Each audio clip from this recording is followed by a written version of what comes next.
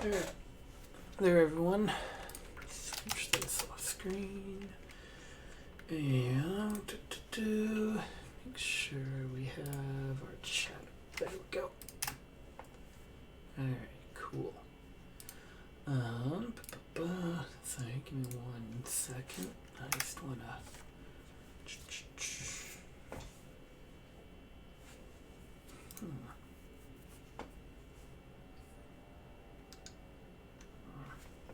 Okay, we'll edit that later. And make sure up there. And make sure we have audio. Alright, cool. Alright, let's get started. So, today's Sunday, which means we're going to continue on with our kind of main project we're doing right now. So, just to recap where we left off on Wednesday. So we got this guy moving around and switching between idle and running and attack animations. We have a giant chicken here randomly for testing to make sure that once we get low enough we pop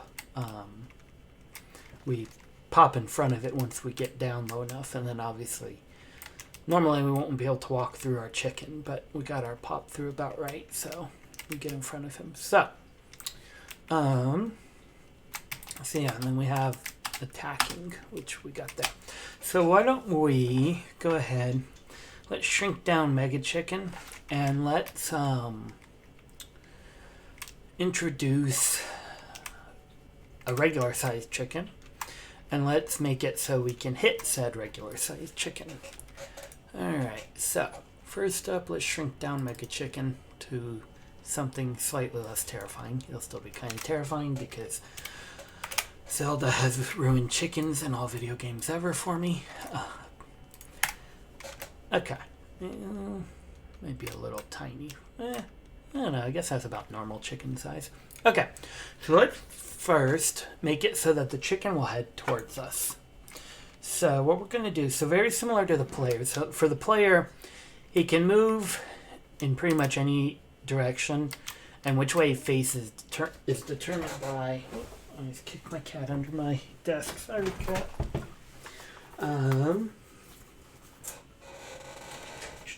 Grab my tablet, fire up a thing over in Photoshop so I can doodle a bit. Duplicate, delete, duplicate one more time. Okay, so how we have our players set up and how we'll set up our chicken. Wow. Looking upside down. That was an attempt at a... Oh, I see. Yeah, 1 second. My settings on my Wacom tablet got switched back.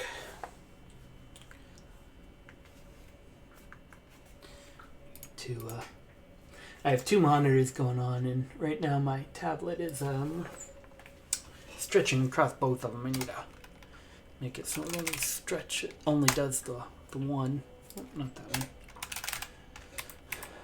This one. Looks like there's a driver update. I'll worry about that later. Whoops.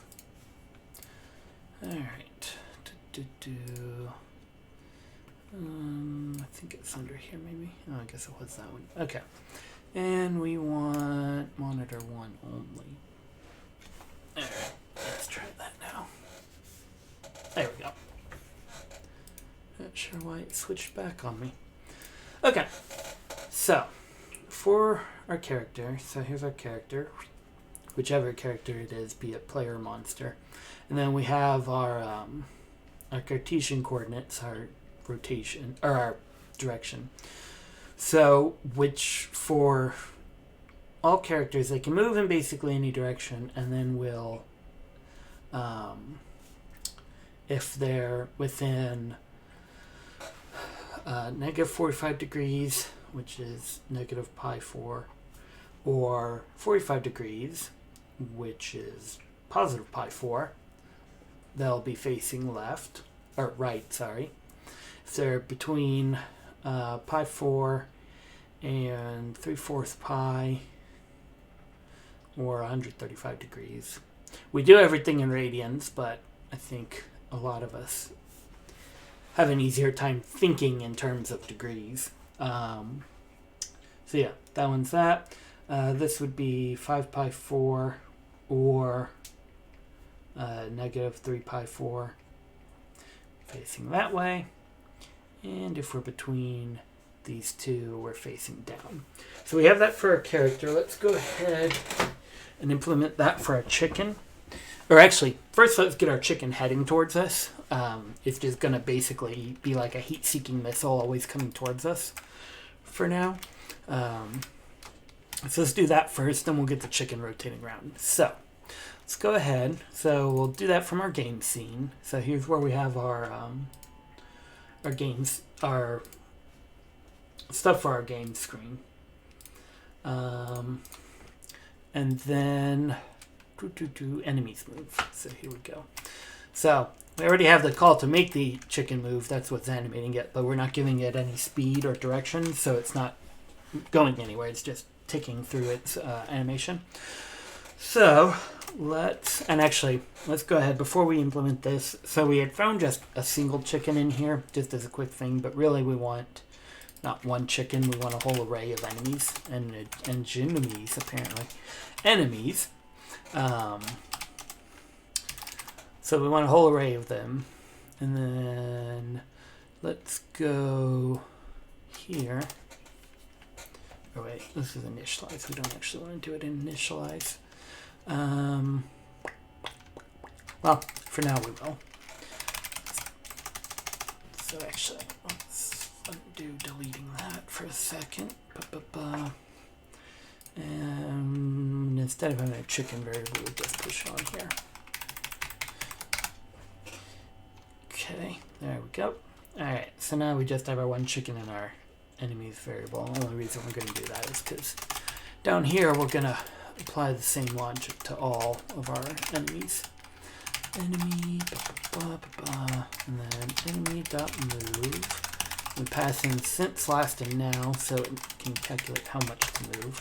Okay, so that shouldn't have really changed anything, but we'll just make sure. Okay, good. Chicken's still walking, chicken's still there. Then, let's make sure this didn't do anything, though. Oh, it did, actually. This guy, so enemies.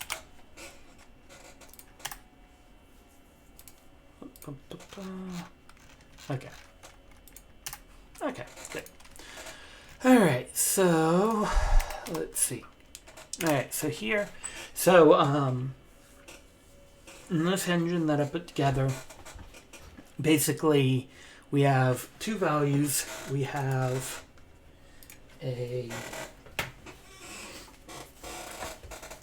or three values, I guess.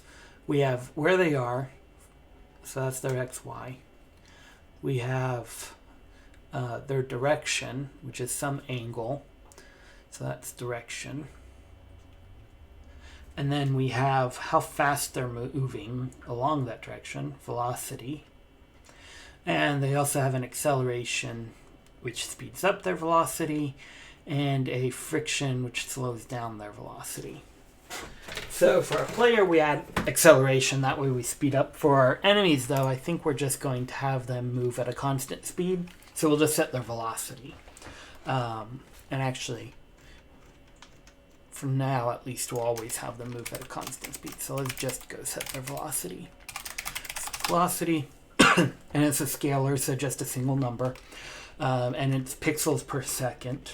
So let's try 100 pixels per second.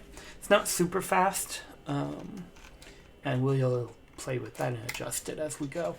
Okay, so basically all we have to do here on each tick then is just point the enemy at us, basically. So enemy.direction, and so to figure out our direction, basically, if we have our point, which we'll call player X, player Y, PX, PY, and then we have the enemy, EX, EY, then or, well, I guess really we want them to go this way. So if we make a triangle between the two like that, then the width of this would be px minus ex, an absolute value because it doesn't actually matter which one you do first, and then py minus ey, absolute value. And then we can do inverse tan of that. So blah, blah, blah, that stuff. And in JavaScript, we have a handy function called atan2, which lets us, because there's a an edge case where if x is, if the result of the x is 0, it would try to divide by 0. Can't divide by 0. So this guy takes care of that. This atan2 takes care of that edge case for us. We just hand it the two different values. So minus this dot, or minus enemy dot y, and then this dot player dot x minus enemy dot x. All right, so that should give us a direction. Quite possible it's backwards. So let's go try it out. And it is refreshing. Chicken's not moving. Why aren't you moving, chicken? Alright, so let's see. We may be throwing a console error. We're not. Ooh, let's go clean up those extra console logs.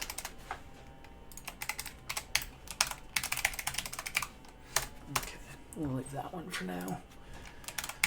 Somewhere else I had one. Sprite.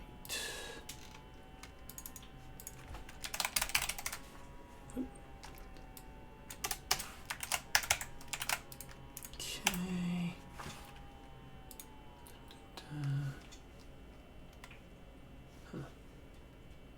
Oops. 50.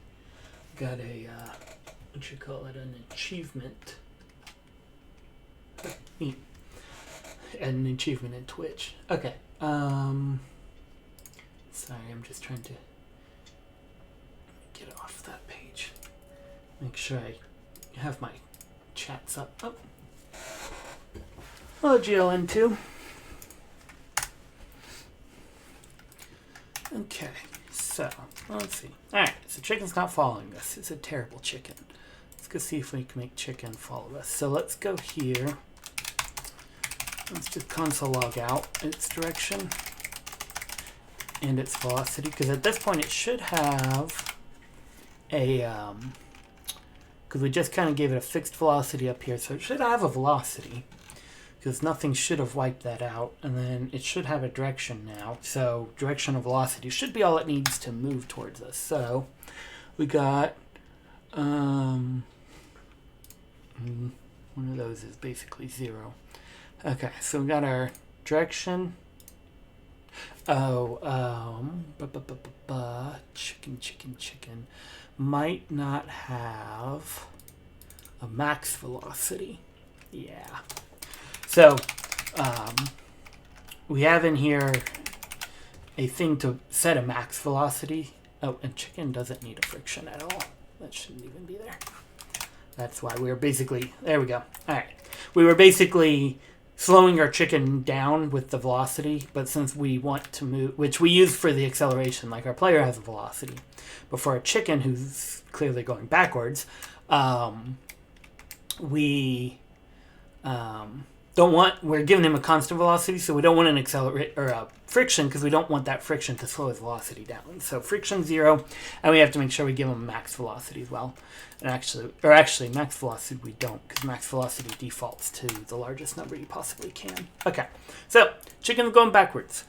So let's go what am I looking for? Game the scene. Here we go. All right. So a couple ways we could solve this. I think the easiest is if we just flip these two around. He should start coming towards us.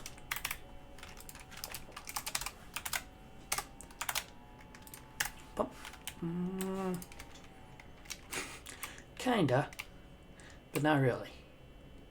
Get back here, chicken. So let's see. So he's actually going the right direction. So you see he's coming down here, but he's going the wrong way, X. Interesting.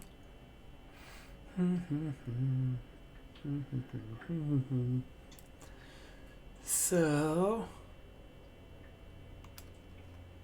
let's try. See what that does. Yeah, we should just be completely negative us. It's fast. Okay, anyway. Okay, cool. Now let's flip these two back the other way, maybe. And with these, how I usually just kind of play with it a bit. You can sit there and do the math to figure it out, but there's really only so many different ways it can go, so I find it's easier to just flop things around until you get it right. Alright, so now our chicken is steadily coming towards us, and he's walking backwards towards us, which makes him a little creepier. Okay, cool. So now that he's walking towards us, let's go ahead. He's caught us. We might actually have to speed our acceleration up, but for now, that's good. Okay. Our player can go fast, but he takes a little bit to get up there. Okay. So cool. So our chicken's moving towards us. So now let's go ahead and get the chicken to face the way it's moving. So we're actually going to go grab. So this right here is pretty much the code we use for that for the player. So let's just copy paste that because it's going to pretty much be the same thing. And that goes in our move function. Alright, and then we'll just drop it in. Our chicken doesn't have an attack animation. It's just gonna, if it bumps into us, it hurts us because radioactive chicken. Animations and velocity. So we're going to destructure this off of our chicken. Or, yeah. And then our chicken only has walking animation, so we won't flip-flop between these two. So it's always on the move, never resting. Okay. Get rid of that, which we use for our player to figure out which way to go. Okay, there we go. And then, so this will adjust its direction, but now it'll stop moving and stop animating. So we want to now call super.move because the move we're extending here is what has all the logic for getting him to actually move. Okay, so there we go. So now we can see our chickens moving in the right direction. Yay! Okay, cool. So now let's go ahead and let's make it so we can hit the chicken. So when we, all right, I'm gonna go get rid of the chicken for a second. I'm just gonna not add him to the scene. So the chicken's still in there. He's just invisible now. Wait. Well, I said the chicken's not there anymore. He's just invisible. Go away, chicken. Should have gone away. Do I have a... No? Oh, that's interesting. Our chicken refuses to go away. Do we have some code adding him back in? It's really weird. Because he shouldn't show up if he's not added to the root sprite.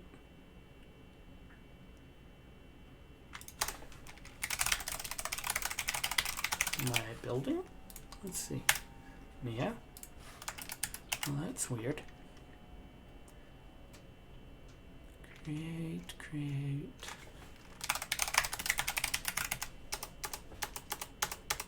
Huh.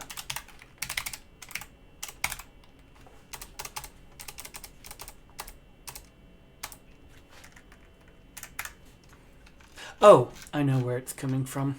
Down here, this bit is causing it to come back on. So we'll just skip.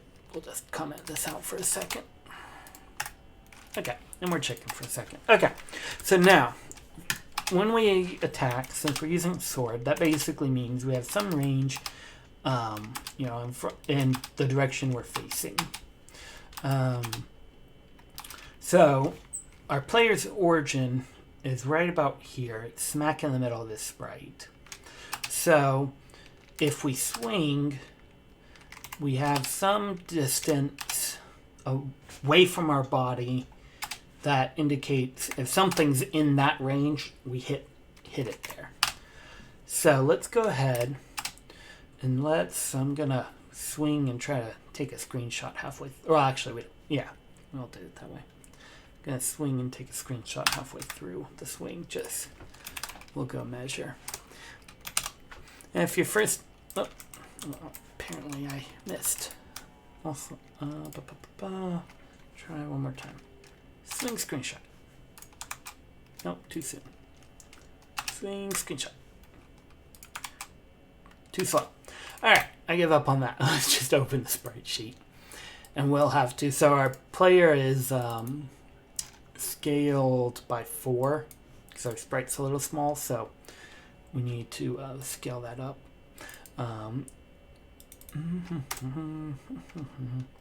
If it's your first time watching our stream, just know that the graphics we're using are just kind of ones that we got from various places that don't really go together, because I want to focus more on the code than the graphics themselves. So, okay, so here's our up animation. So let's check how far from about the middle of his chest to the edge there. So I'm going to use the ruler tool, and I'm just going to click on the middle and drag out. So we got about 31. So we'll call that 30. So let's go here. Let's give the player, let's give him an attack range. Top 30. I'm just going to go ahead and put these here so we have them all, type the numbers. Okay. So that's that one. And then when he's facing right, let's see, middle of the sprite would be about there. Got about 30 again. All right. Bottom down. It's about... okay, so that one's only about, we'll say, call it 20. It says 16, we'll call it 20. And left, which is probably going to be about 30 again. Yep, about 30. We'll call it 30. And we can tweak these as we go. Oh, but let's go ahead. Well, let's go ahead and we'll do down here. We'll multiply each one of those by our scale.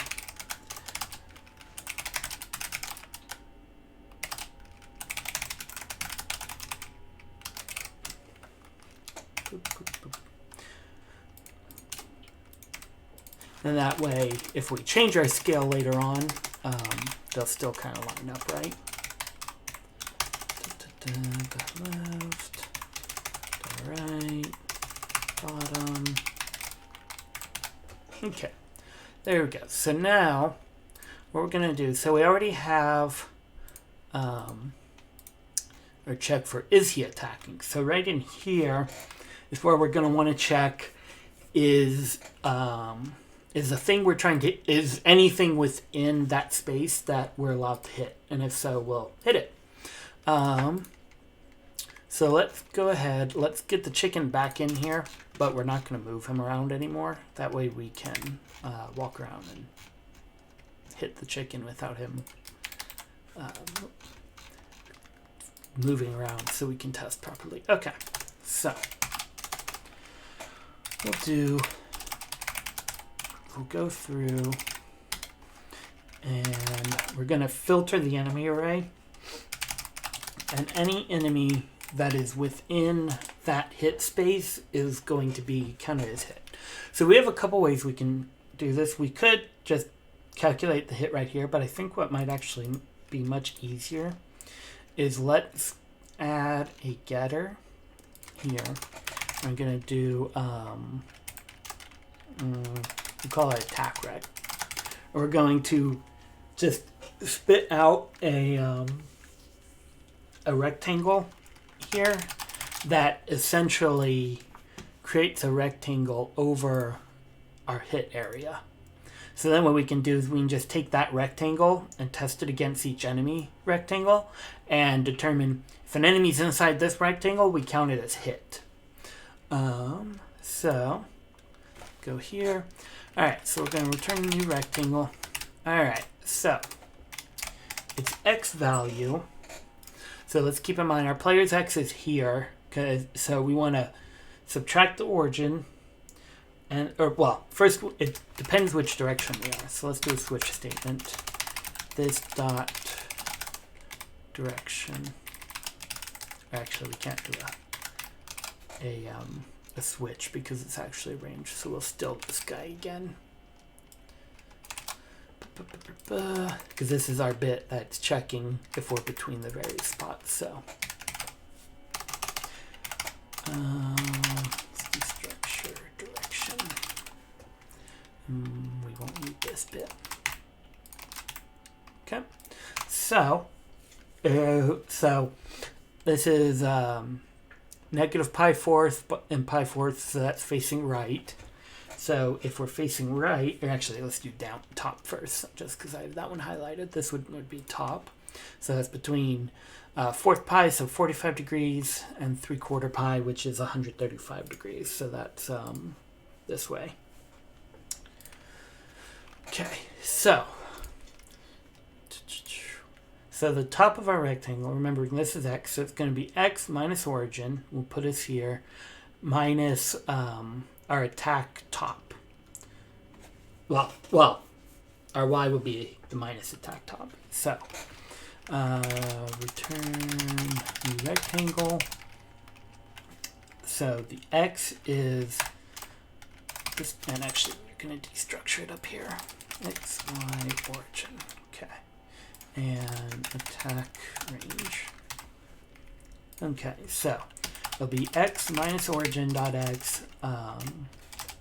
Then that's just our x, so that's that minus that, so that puts us there for that. Then for y, it's going to be player y minus origin. Okay, and then the width is going to be our attack range dot. Let's see, who do we want to measure our attack range? So I think really it's just the width of the whole sprite, because he kind of has an arc going all the way from one edge to the other. So this will just be width. Let's destructure width and height as well. Width and height. Okay, width. And then this will be attack range dot top. Okay. And then let's go ahead, we'll do the others. So this is going to be, this is right. So let's go find right. So there's right. So we're going from about there. So it's about like that is our attack range for that. So, so our x is just going to be player x because we want the left side. So x. Our y is going to be y minus origin to get us up at the top. Y minus origin. All right.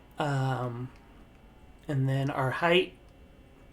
So our player height is actually pretty tall. That might actually be too tall for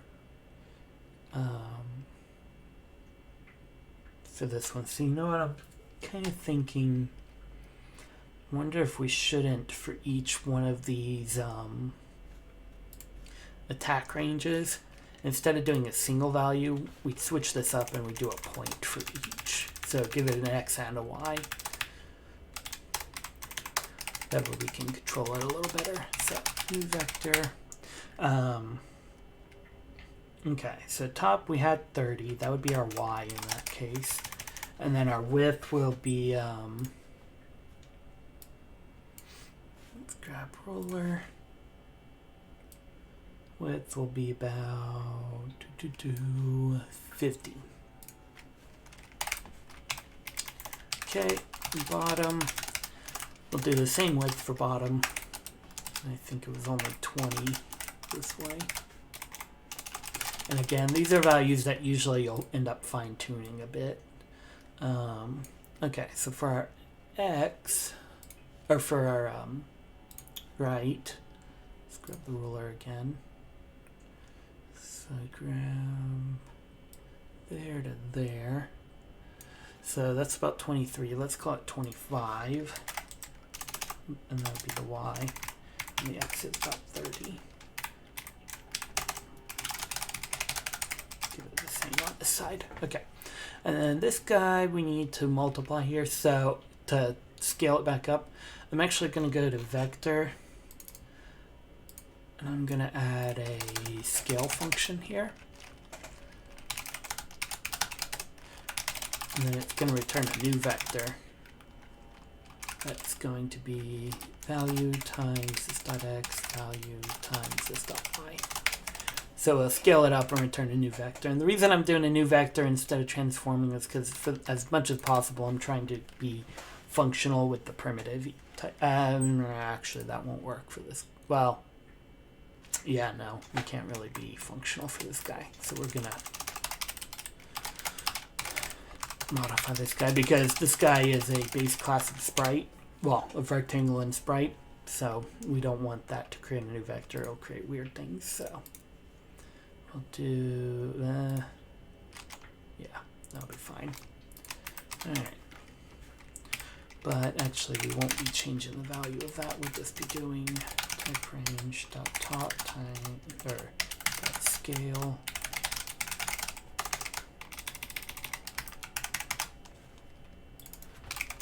Bottom, left, and right. Okay. You know what? I just had a thought. And what we could do, instead of calculating rectangles, we could put a hidden sprite onto here. That way we could make the sprite visible when we're debugging it. That might actually make life easier. And then we don't have to recalculate it every time because we'll just attach the sprite and then it moves with the player. So, yeah, let's do that. So, it's going to be, I don't remember if sprite takes any parameters or not. It does. Cool. So this will be, actually, where do we set the origin? We set the origin down there. So we're going to go build this inside of here. Sprite dot text sprites. Okay, make that go away. Okay. And then we also don't have to scale it either, which is nice. All right, so we're going to calculate these relative to the player then. So let's do top. All right, so top is right here. 0 is here. So basically, its y is going to be negative height, and then it'll be height, and I'll line it back up with 0 there. So let's say, what do we want to call that? Let's call that, let's see, and then its x is basically the same. So its x is negative origin dot x. Yes, yeah. Then it's y, negative origin dot y. Because, come back. Because its real x is here, but then we have its origin here, so its origin's here. So negative x puts it back there, negative y puts us back there. Okay, and then this width is whatever we just measured, which I forgot what it was. Let's see. About 50 wide and we'll say about 30 tall. Okay. And then for the bottom one, let's see, where's the bottom sprite? All right, that's the bottom sprite. We have, all right, so actually for this one, you know, I think we had originally measured that, but if we look at the sword, it really kind of goes more like that. This one's actually going up above his origin. So let's call it, so let's measure from origin here, so -9, and we're just going to straight up put -9 here. Oh, actually that's the y, so -9 for the y. And then the x, actually this looks a little off center, well, not a little, it's off center by a good bit actually.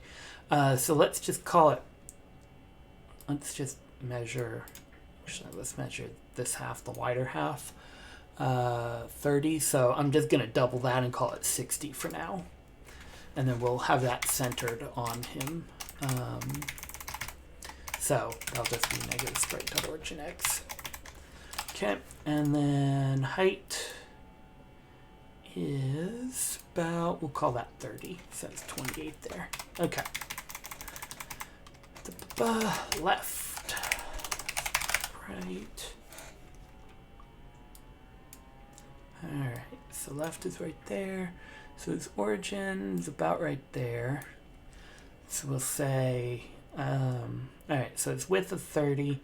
We'll say negative x origin to get it back to the x. Seen the pattern yet? 30 for the width of it. The height is about, say about 25. And then the y is probably, so the top of him is actually up here, so really, but we only really want to go up here, so we'll say about -13.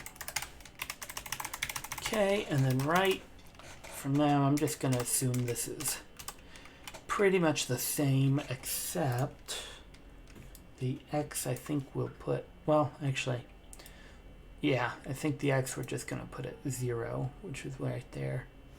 And otherwise we're going to do the same, so -13, 30, 25. And again, we can adjust these as needed. So the reason I wanted to do them as sprites though is because now if I do say, oh, and let's add each of these to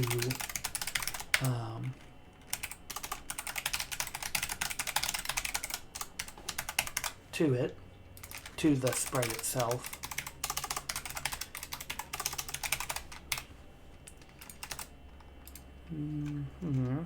Oh, right. We're creating it. So this is actually...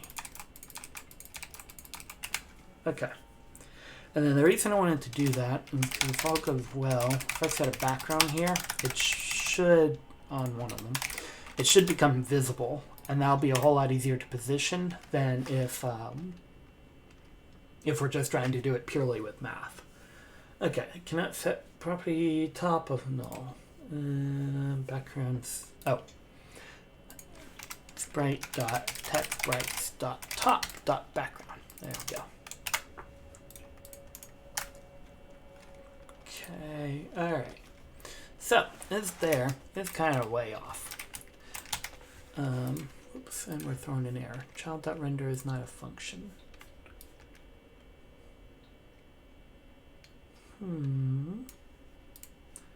That's curious.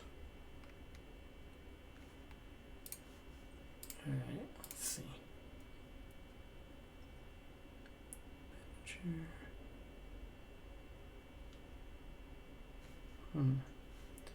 Yeah, player.render.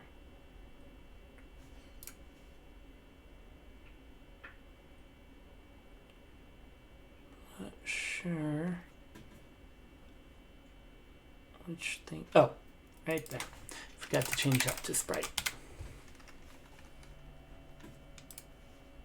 Okay. All right, so if I move around, it moves with us, so that's good. But it's obviously positioned quite a bit off. So it's way over here. We wanted it right here. So the question is, why is it so far off? Yeah, so let's see what happens if we set that to 0. Interesting. I'm wondering if...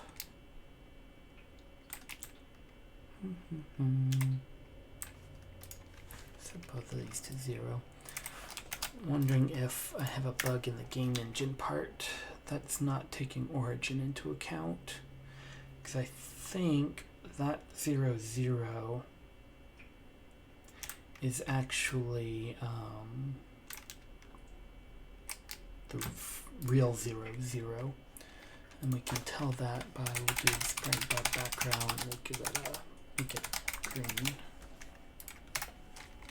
Yes, okay. Yeah, okay. So it's not, when it's placing children, it's not taking origin into account. Because if I have 0, 0 on this guy, I want it to take origin into account. So 0, 0 should have put the top left corner here, so it should have been like that. So let's go tweak the engine part. And that would be all the way down in sprite here. Okay. So, right here.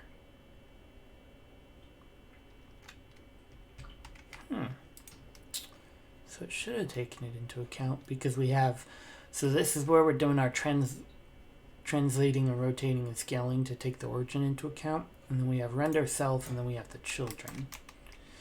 And so each child should be rendered at the same position as the, well, maybe that is right then.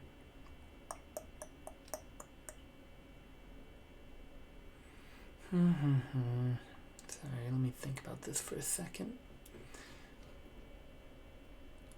Yeah, I think we want to undo that for the child. There we go. Yeah, so we are, because we want the sprite, if we have origin like in the middle here, we want the sprite itself to draw from here. That way the center's there. But then everything else, we want the children relative to its XY. And so I have to subtract the origin to get itself to line up, but then I add the origin back in, so we shift it back over to get the children in there. Okay, so now if we pop back to our player, I'm gonna undo that bit. Let's see how our math was. Okay, wait.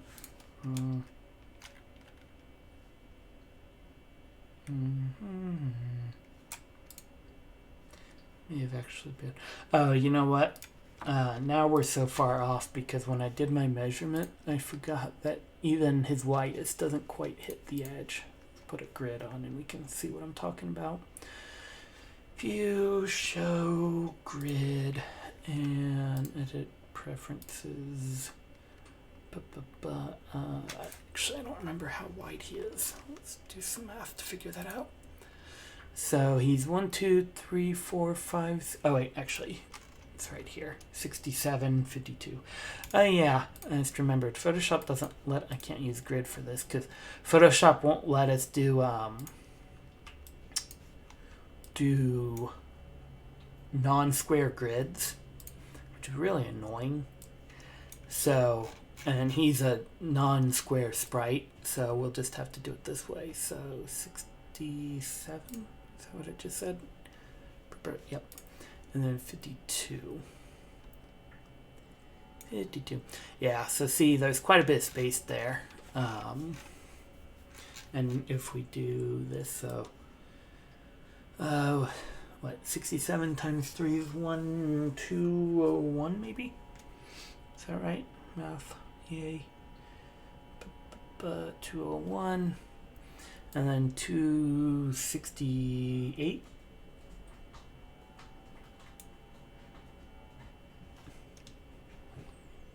And then who the heck knows how many got down am I? A bunch. 1, 2, 3, 4, 5, 6. 6 times 52 is 312. 3. Let me go 12. 1 pixel. And nope, and it's gonna jump. Double click. I want what?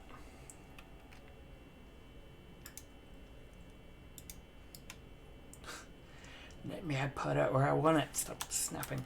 Which button is it I hold? There we go. Hold control down and it stopped snapping for a second.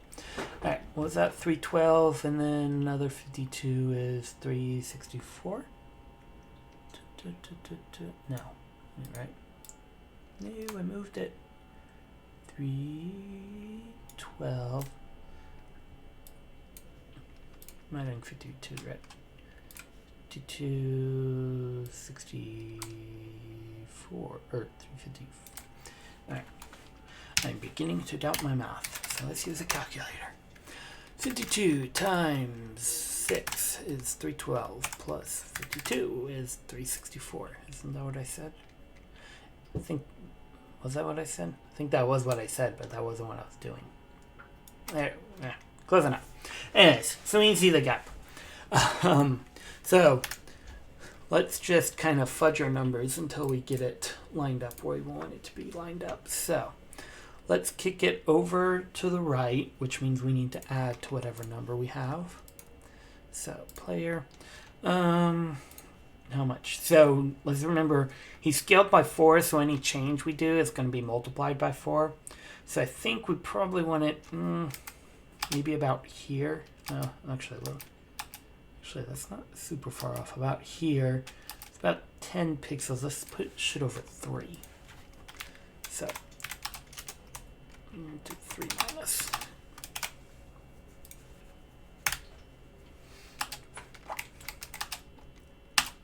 Alright, and actually, looks like it needs to get a little wider. Probably wider by about 12 maybe. Which means add 3 more. There. Okay, that's pretty good, I guess. Maybe a little wider. Add maybe 2 more pixels. Because they'll get multiplied, I'll put it 5. Okay, cool. So there's top. And then once we're happy with them, we're just going to remove them. Because they don't have to actually be attached to them for it to count. Actually, do they? Yeah, maybe they do actually. But we will get rid of the background. Bottom. Alright, so bottom. Okay, so let's shove it over a bit and down a bit and make it a little taller. So let's go try 3 again. And down a bit. So maybe that maybe. And then maybe that and maybe that.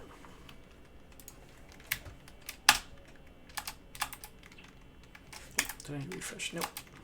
And actually, you know what? I didn't implement it yet. Let's go implement real quick. Yeah, I didn't implement it. Let's give it an opacity. So opacity is how see-through it is. So 1 means not see-through at all, and then like 0.5 would be half see-through, and 0 would be invisible. And then go implement code to use that right here. CTX dot. Not sure if that's right or not. MDN CTX. CTX is short for context. Normally I don't use abbreviations. I'm not a big fan of abbreviations usually because it makes code a little unreadable, but CTX is like super common when it comes to Canvas, so that's why I use CTX still. I'm looking for, global alpha. That's what it is. Oh wait, no. Yes. Yeah, that's right. Opacity. I'll actually do global alpha times, because if like you had if you have something, if you have like a parent that's 50% and then you have a child that's 50% also, you want that to actually make the child lighter, so the child will be at like 25%. So and then let's go back to player. We're going to make this guy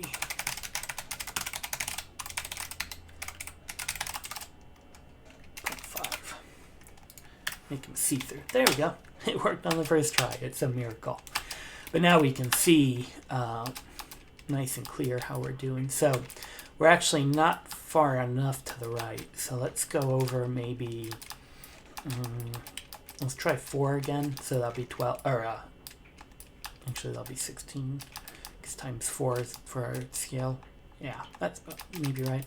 And then, so if we shove that over, then we'll be extra on the side. So let's shrink the side by 5. So width by 5 rather. And then shove that over by 7 maybe.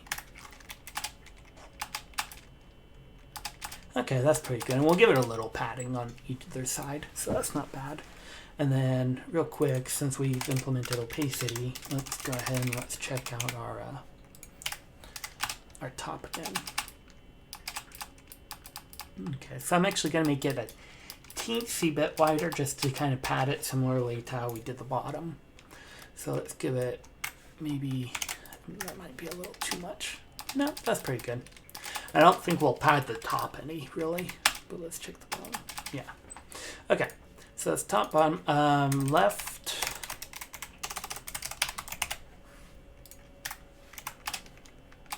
Alright, way off on that one. So let's bring it down 4, and maybe make it,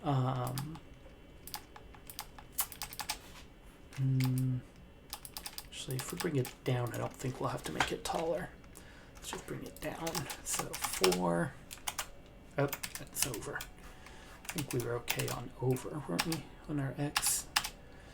Let's actually bring it back a little bit more just to pad it. So -3 maybe, and bring this down 4, and then adding 3 to, because our width was about right, but since we're moving it over, we're going to pull it back. Right. There we go. That's not too bad. Okay. And then right, we're going to go with the same numbers, except our X will probably shift. So this guy, that guy, this guy, and then right. Okay. Alright, wait, that's weird. Hang on. Back left. Looks like our, well, actually I guess that makes sense because our, yeah, okay.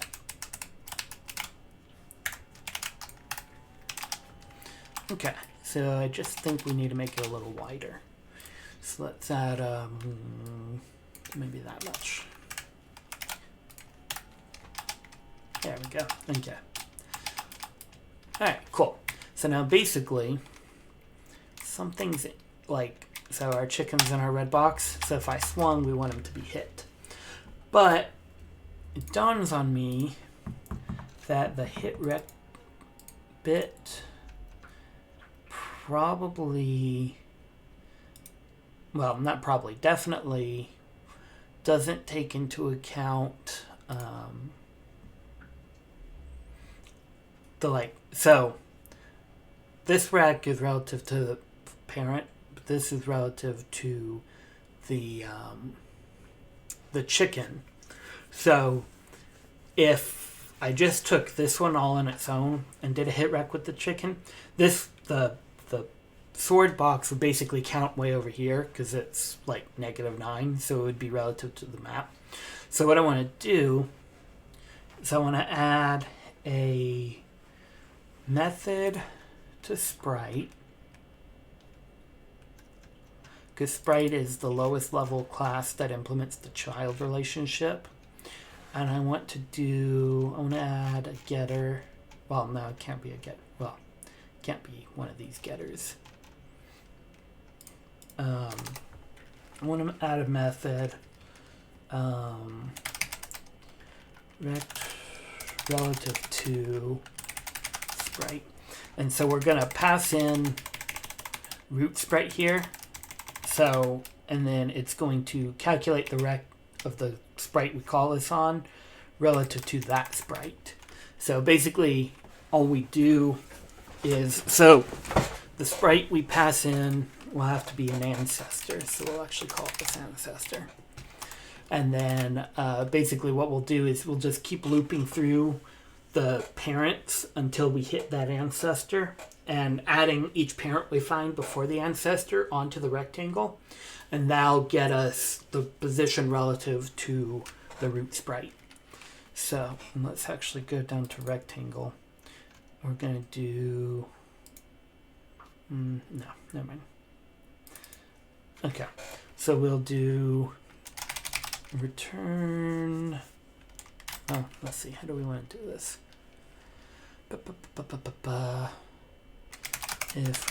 If this dot parent equal ancestor, return this, because we don't have to add anything because it's already relative to that.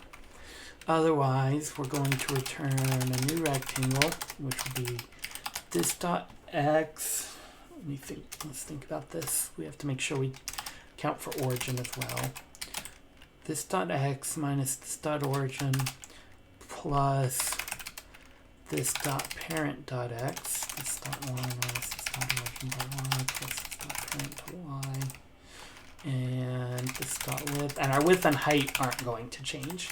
We're just going to adjust the x and y. Why are you angry at me? Unresolved variable. Huh. It should exist. Yeah. It's just a little, IntelliJ is just a little confused. Or if we don't have a parent, then we'll also just return this because we can't do relative to, well, yeah, we'll go that way.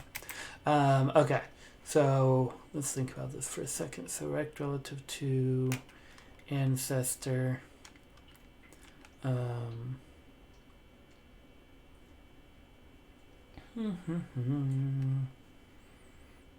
want to do this. Could make a recursive function, but that might actually be more annoying in this case. So let's go. Yeah, let's just do it this way. Parent, while this dot parent, while current dot parent and current dot parent not equal ancestor.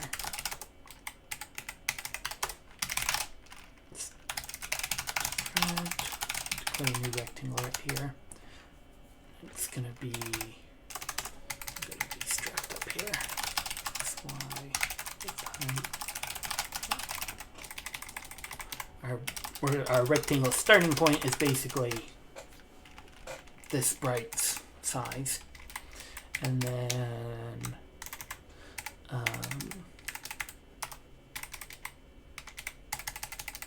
all the extra thises. Like to destructure, so it makes it a little clearer.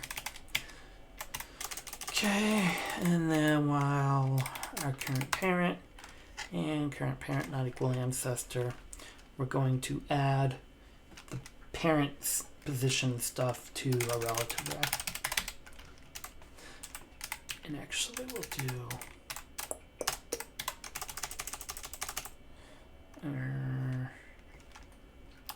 yeah, it's fine.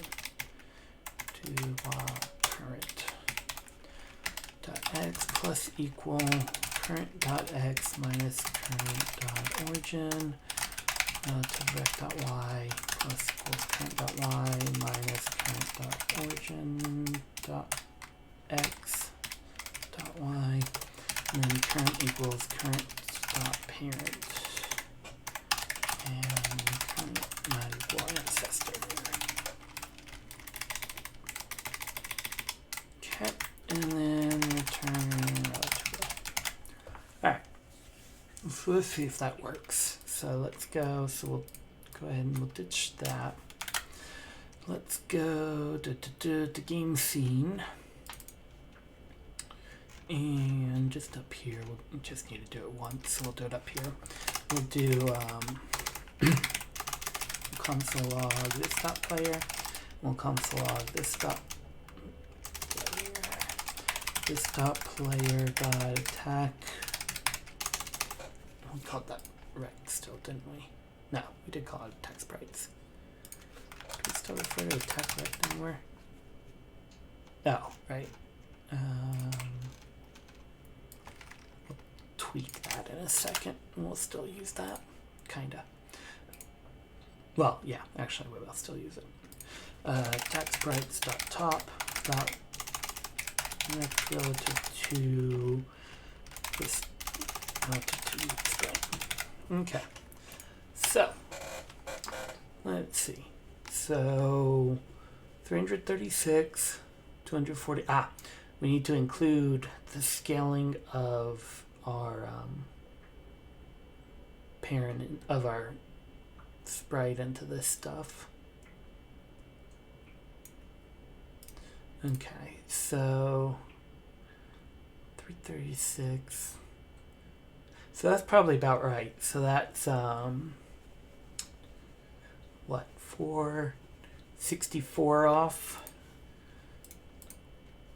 of our players. So let's go look at player.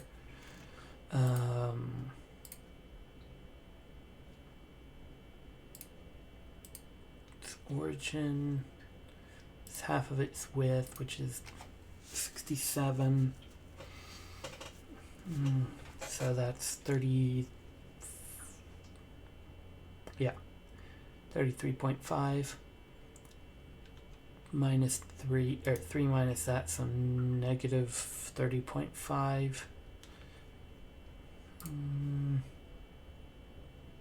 Which I'm not positive where I got that number. 52.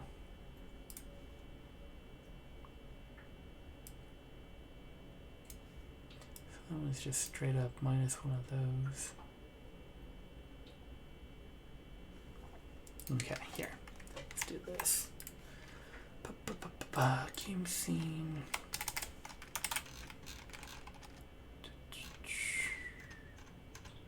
Player move. We'll do it after we move it. And then let's, oops, I broke something, but I'll fix it in a second. I want to make our top one visible again.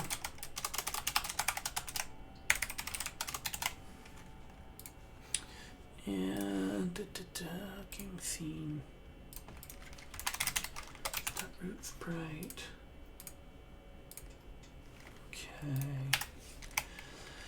Alright, so if we stick it right up here at the edge of our map and it's 0, 0, we're good.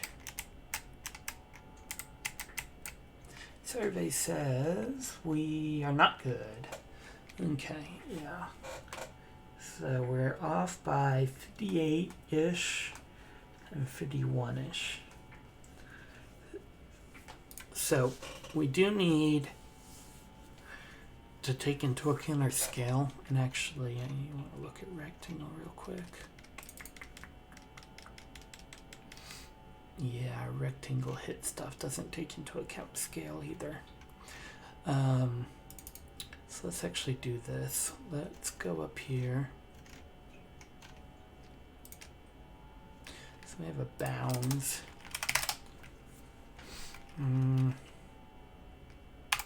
Let's do bounds rectangle. And I want to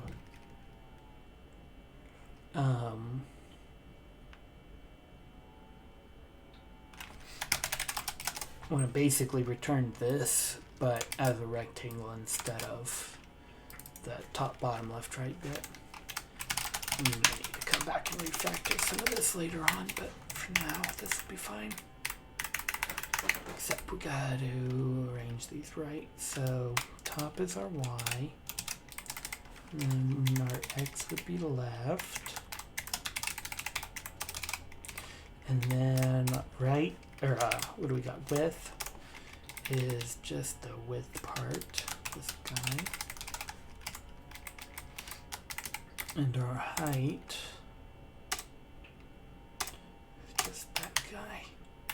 So this one will take into account scaling as well, basically, is what we want this for.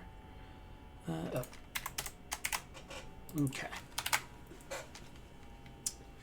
And then, so we'll take that. And by the way, padding is basically, so we have the bounds to like, because like we have our image here, but not all of the image actually counts as like hitting something. So like if we look at this guy, which we measured out. So we have like, you know, this extra bit that it shouldn't count as hitting right there. So our padding basically brings it up to here. So our bounds rect is going to take into account that same padding as well. Okay, and then let's come back down here. Where was it? There. And let's actually call this bounds rect relative to, and then we're going to do this bounds rect. So we'll start out with our bounds rect, and then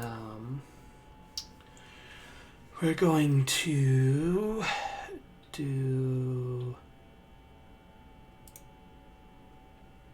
this guy, I think, current dot bounds rect dot x. And so this already takes into account the x and y. And I'm actually going to destruct this right here because that way it's not calculating twice. Okay, then we don't need that anymore because we're not using that. Okay. Everything's on fire. Oh, because I renamed the function. Duh. That, and then did I leave that up there? Nope. Okay, so let's see what this gives us. Put it right there, and we're even further off. Yay! Okay, and actually our width and height should have been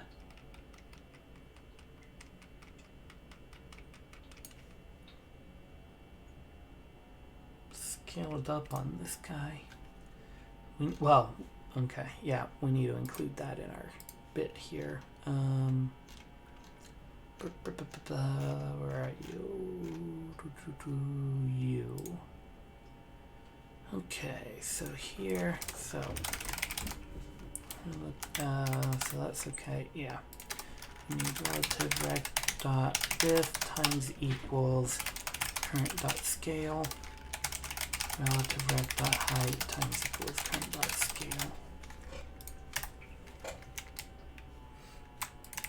Okay, so our width and height part is about right now, I think. Get to the bottom. There. Oh, go away. Okay, and then yeah, so that should be about right there.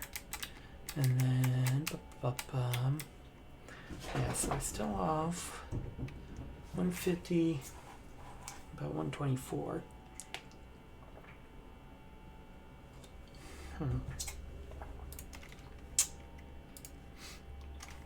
Oh, you know what? Should this be X or Y? Alright, sorry, minus or subtract. It might actually be, should be minus. No, definitely not. Alright, yeah, let's do this. Let's look at our numbers here for a second.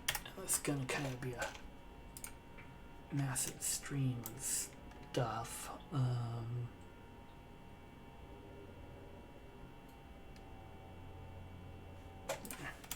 It's unreadable. It's too much coming out.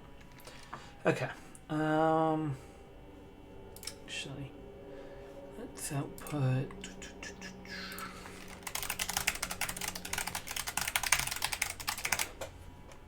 Might be easier if we just look at it. Okay, so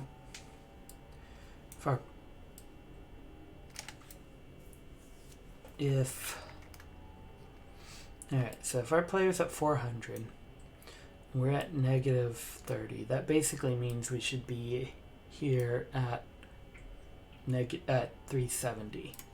So really, I think may just have to swap these guys around. Which means we're gonna have to write it like this. Yeah.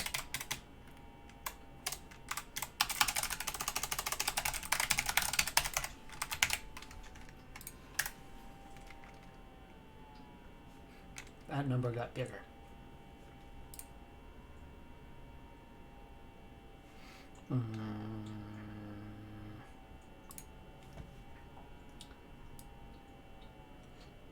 you're at 400. Yeah, I wonder, did that number get bigger on us? Go to the bottom. There. Let's just scooch back over here. Yeah.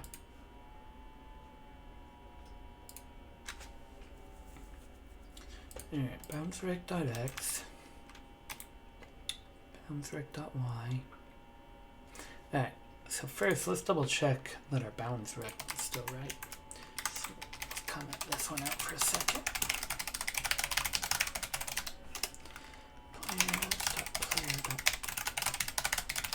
Okay, and then I'm gonna go to player, gonna turn off that background. I'm gonna give just the background to the player itself.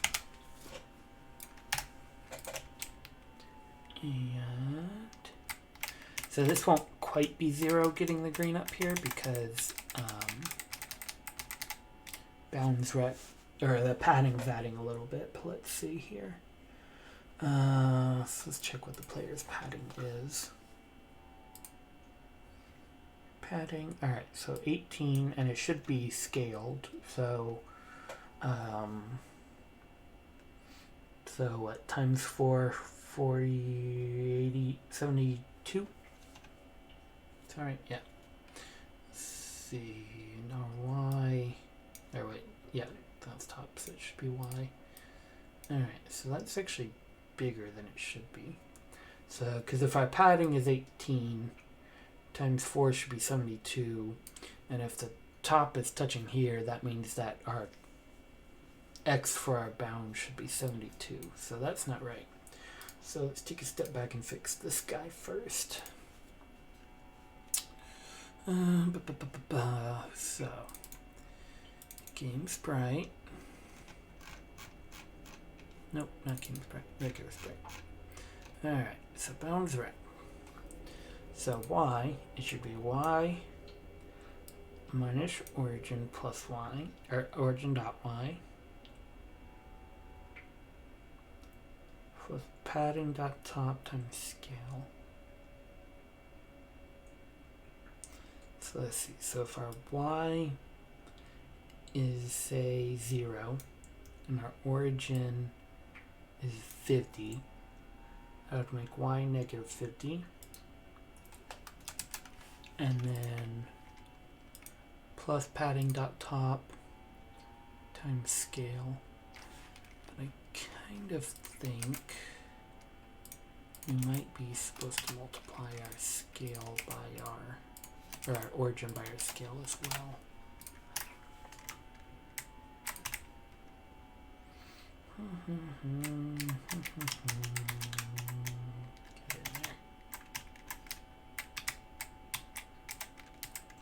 Alright, there we go. Negative 72. Okay, yeah, that's a lot more what I thought it should be, because I was basically padding times 4, but negative, which it should be because it's going backwards.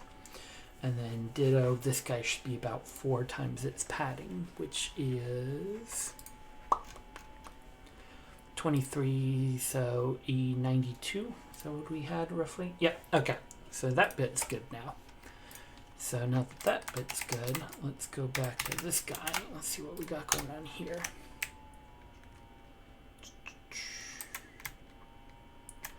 Alright, back, up. Okay. So now, alright, so a rectangle here.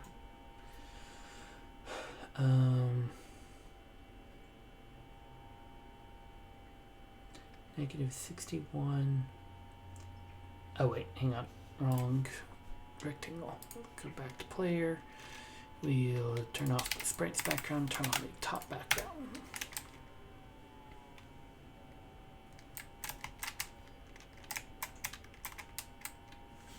Okay, so we're at 74-ish and 47. And what are we expecting here? We're basically expecting... Are we expecting 0, 0 here? Well, maybe not quite 0, 0 because of the padding. but I don't know if that's the number we're expecting or not. Let's come back to here.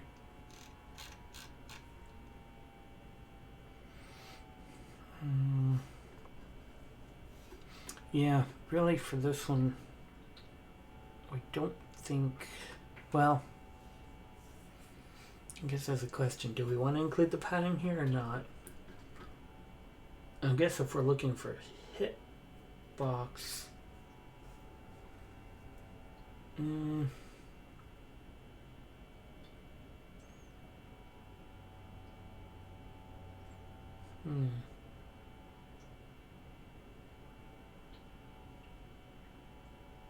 yeah, I think we may need to do a pass on the game engine itself and kind of simplify some of these things. But for now, let's just do, because it should really be that, I think.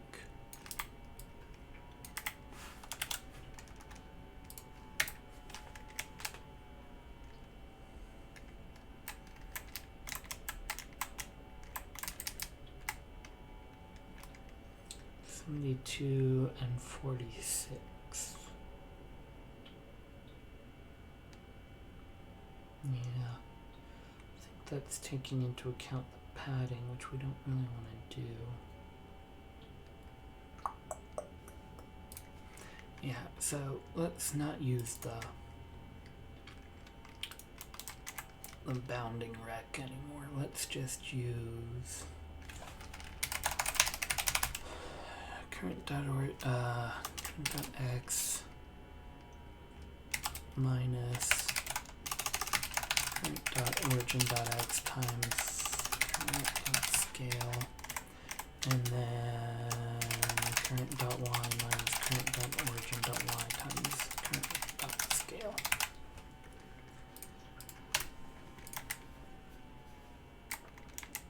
Okay, and I think our direction is backwards now.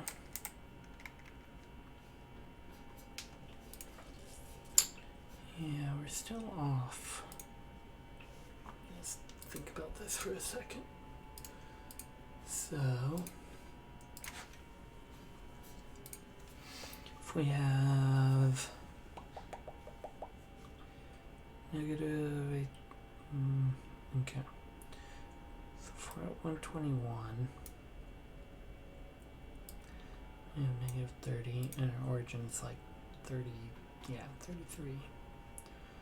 So, and this guy is at negative 30. If we take 121 seems much wider than it should be actually. There. And, oh yeah, because times 4. Yeah. Okay. So, I mean, this should have basically ended up. Okay. There it is. We have to actually subtract this x from also with origin because we're taking origin out of there.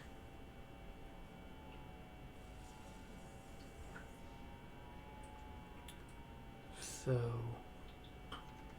in this case, we're basically almost negating origin. And then where does the x come into play? So if we take that,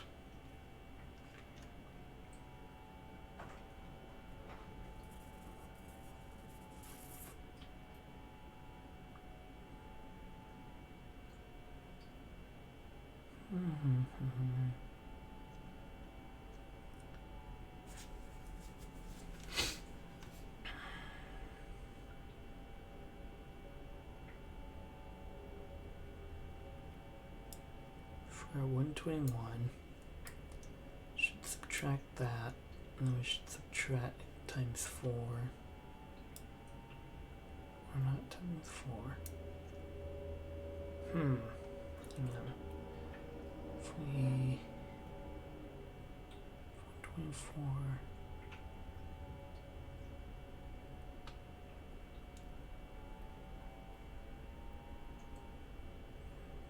Yeah, so origin puts us here. But then we have this guy taking origin into account. So really it should be minus, times that by 4. What is that by 4? 120, 132? Is that right? 134 maybe? Yeah.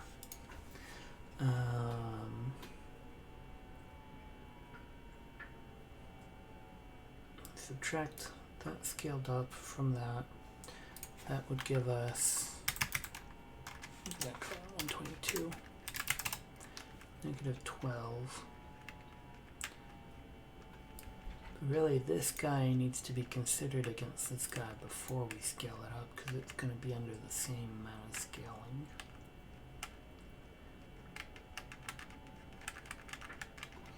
So really, I kind of need to subtract these two from one another.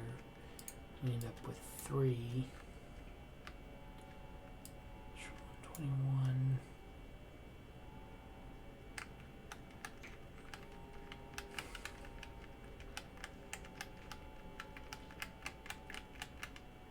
These numbers aren't making a whole lot of sense because, wait a second, who's parent? Who am I looking at? Player? It's parent. It's player's parent. Oh, you know what? I forgot. So for this guy, we actually move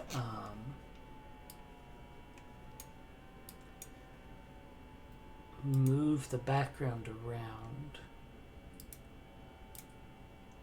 which because we want the player to always stay in the middle of the screen. I think that might be why our math is kind of being funny on us.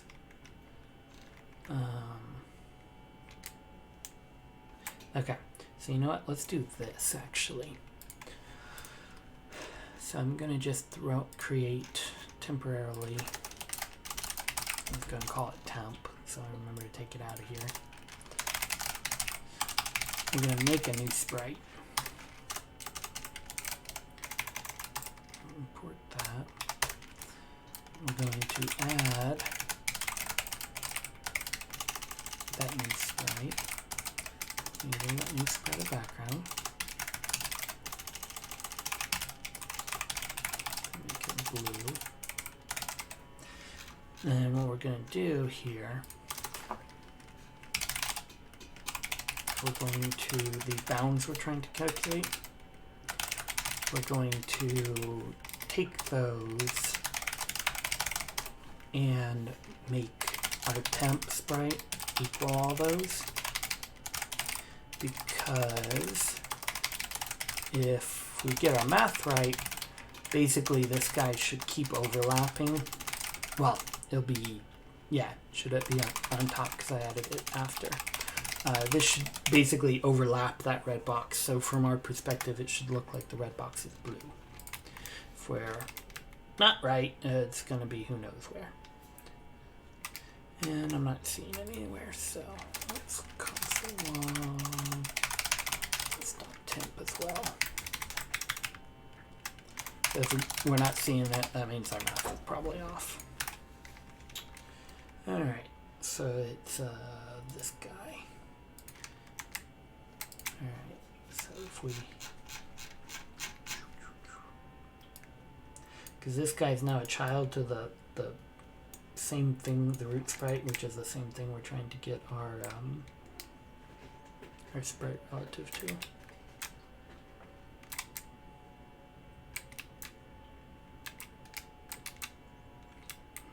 Yeah, I have no clue where it is.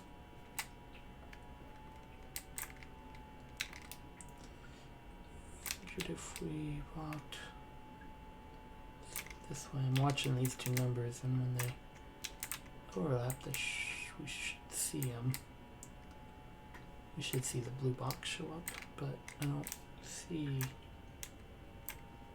it anywhere. We should be right on top of it here. Double check that I added it. Get rid of this for a second. I did do add child. Temp width equals 100. Well, it has a default width and height, so.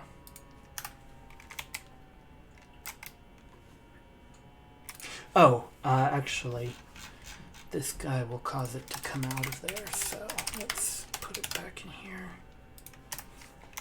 Okay, so there it is. And then up here, turn that back on. Alright. Yeah, so see, we're definitely, our math is off for sure. Because if the blue right was relative to, if our calculation for the relative was right, then these would basically be stacked on top of one another. And actually, let's switch this order so blue is on top. Stop temp.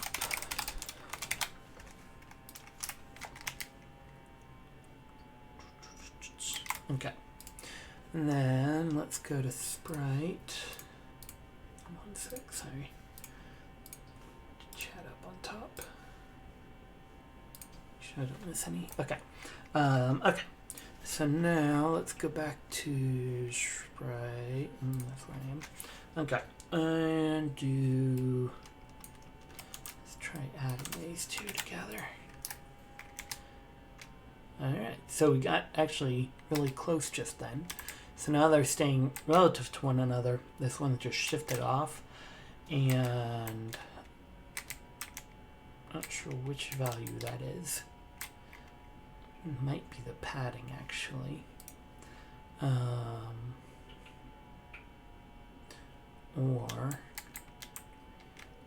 might be, hang on real quick. Let's see what. See what happens if we use the bounds again, which does take padding into account. Alright, it stays further away now. Okay, yeah, so padding causes it to be off by a bit. And real quick, hang on a sec, I want to check.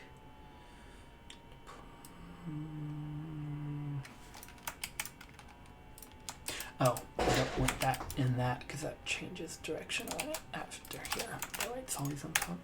There we go. Okay, so we need to basically go right and down with our calculation. So what can go right and down? I'm wondering if instead of taking that guy,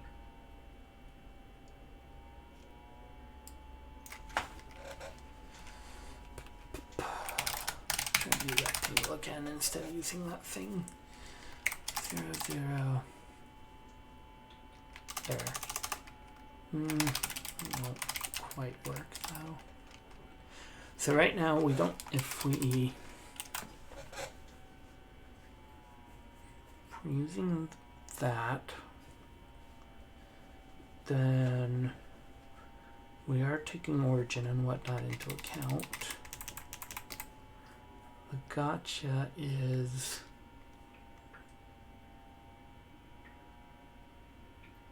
we aren't.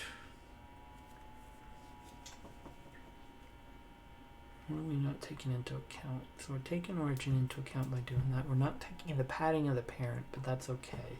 I don't think we care about the padding of the parent in this scenario.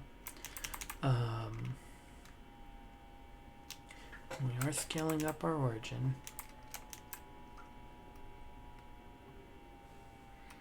We don't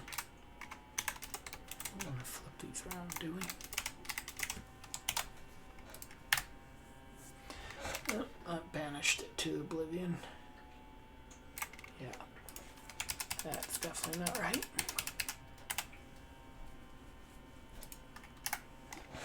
What are we not taking into account? Let's see how wide that is.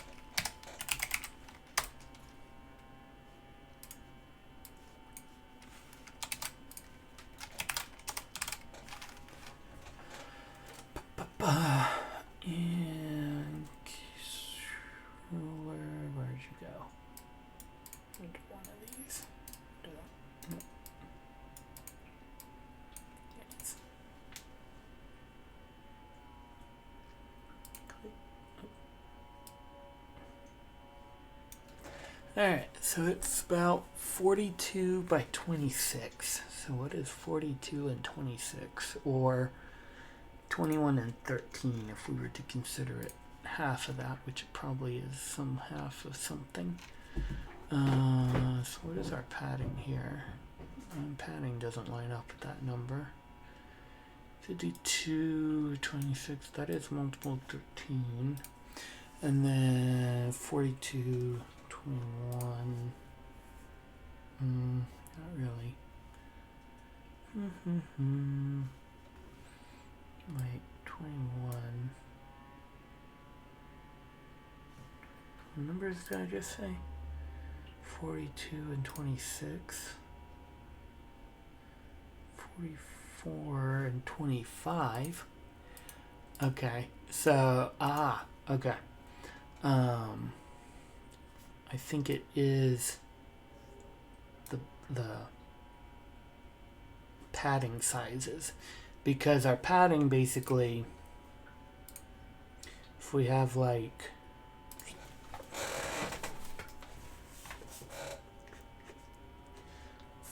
this is our bounding box, our padding causes the actual bounds box to end up smaller than the overall padding box.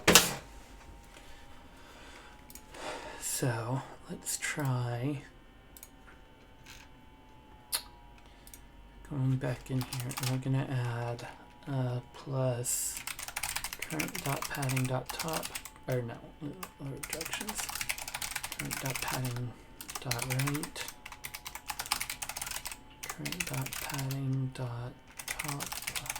Not sure if this is right or not. Let's see what it does. Alright, so that lines it up.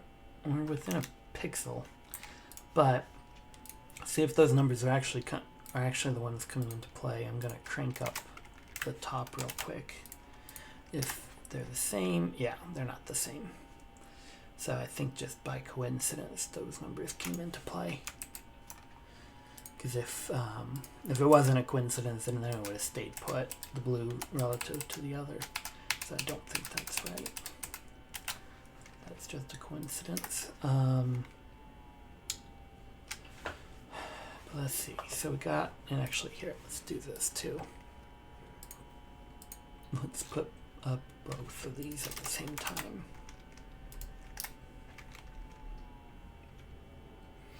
Okay, so if we have our 3 boxes here, we have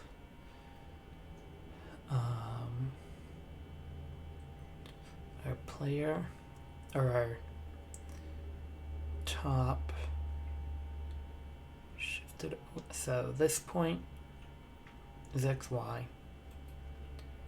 This point is XY plus negative origin times scale.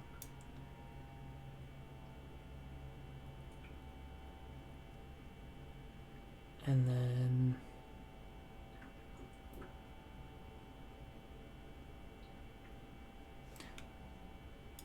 I wonder if, alright, let's try this real quick. Let's ditch this thing.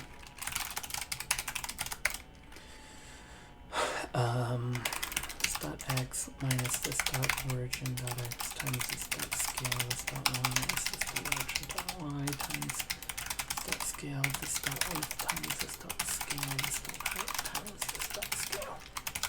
Alright, so making a rectangle without that bounds function.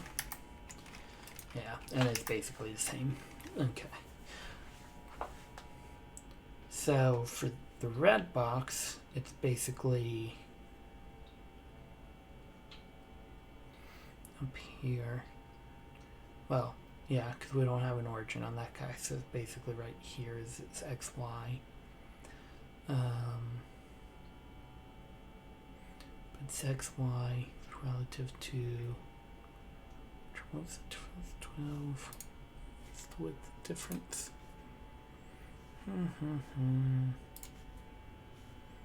42.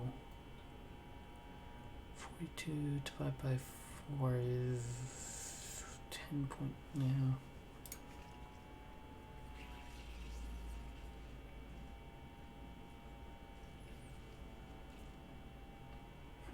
What on earth am I missing here? This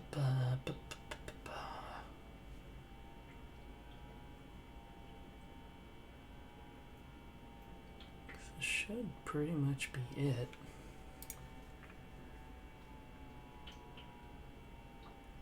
We need it to shove to the right 42 and down about 12 or something, whatever the number was, 26. 42.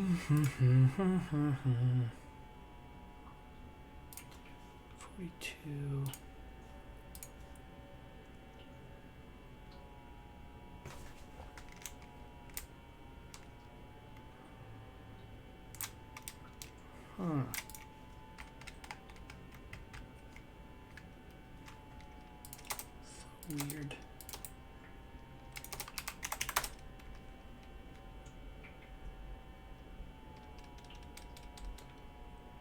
X and Y. Alright, so you know what? Let's do this real quick for a second. Let's shrink our player down to 1 scale just to eliminate the scale variable. And that's interesting. It's actually more off with a different scale. Interesting. Yeah, and we calculated these without taking scale into account. Yeah, that's interesting. Because now all of these should be basically multiplying by 0. Okay, so let's take a screenshot of this guy real quick. Measure the difference there.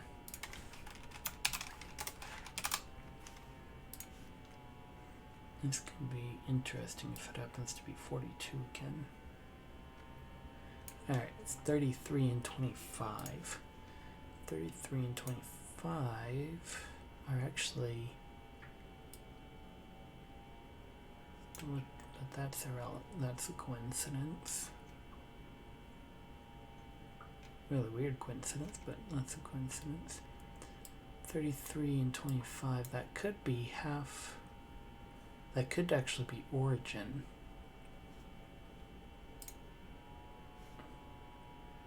Minus, hang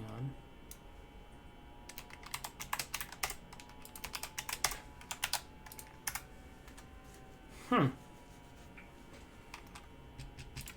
If we scale it back up, wouldn't you take origin into... Oh, right. Duh. We actually did negate origin out of there. Duh.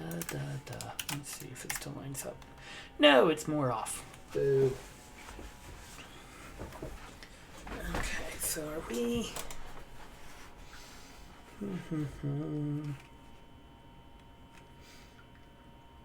If we were... So we're taking origin into account right when we're drawing, I think. Because if I say I want it... Actually, wait a second. 3, yeah, no, that's right. Because that should put it right at the edge of the green line. Wow. Negative. Should put it right at the edge of the green line, yeah. Yes, we're drawing origin, right? But when we go to scale it in... So... When scale is 1, we got it right. When scale was bigger, it's off by a lot. Which again could just be a coincidence that we have similar numbers that are not playing how we think they should be playing. And let's real quick just make sure that I'm okay. Yeah, just wanted to double check I was doing top. It would have been sad if we were doing 2 different ones or something. Okay, so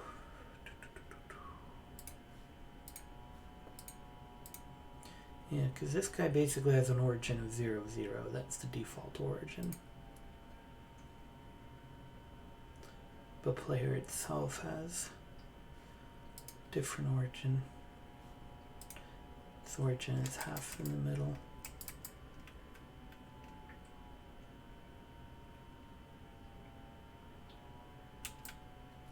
Yeah, so these two are basically 0, so those don't really play into account. Those do. The width and height are that. Multiplying by the scale, which we should be. Rawr! What am I missing? We don't really have any other values here.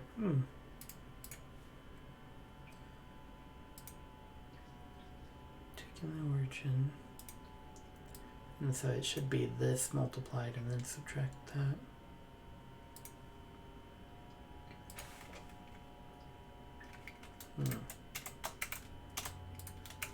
Just to try something, although I don't think this is anything.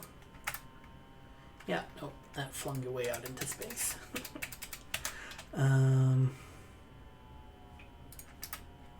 Wait, what was this gap? No, it's more than half of that gap. Like this one, so the top should be easy, because top we're basically just hitting the top of the box. So why, for the top really, it should just be origin minus the y. Hang on. I'm going to try just equal, so I'm just going to blank that out real quick. Yeah, interesting. Okay.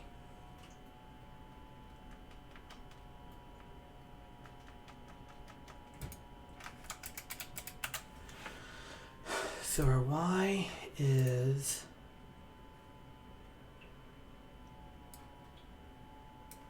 negative sprite origin. Wait a second. If our y is negative sprite origin, it's basically the negative origin of our parent. But then we're scaling the origin.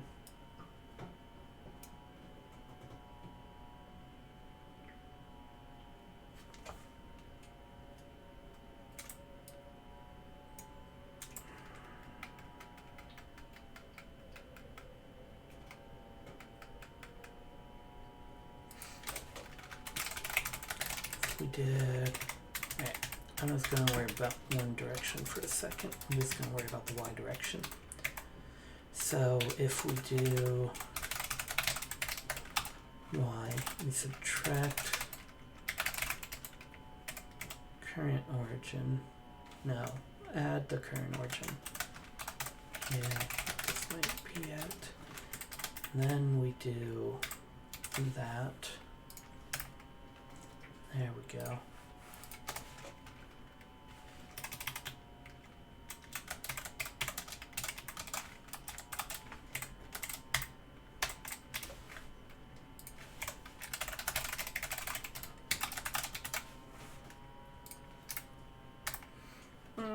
So close. Scooch over a little more. Why is that still off by a bit? It's weird.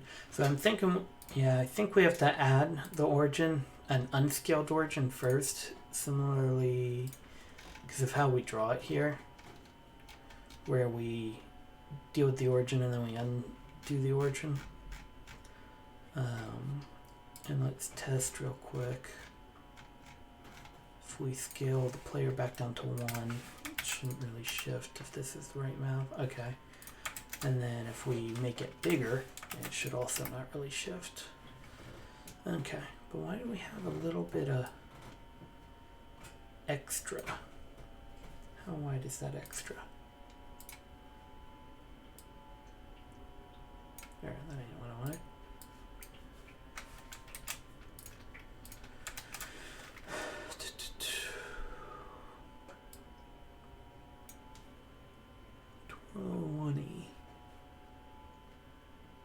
And probably 21 actually. Looks like I'm off a pixel. 21. Was that? That's bigger. It's that 8 times. Yeah. 8, 2.65. wonder if we take that off real quick. Wait, what did I do? Oh, negative. Wait, actually that's weird because it should have moved regardless of what I have here. So again, we might be dealing with a coincidence. It's a thing we always have to kind of watch out for. Yeah, I think we're dealing with a coincidence here again because if we had our math right, wherever we move this guy, it should stay on there. So okay, so maybe this isn't right, and this was just a coincidence. But it does seem like, because if we have, so let's draw this out. Maybe it'll make sense.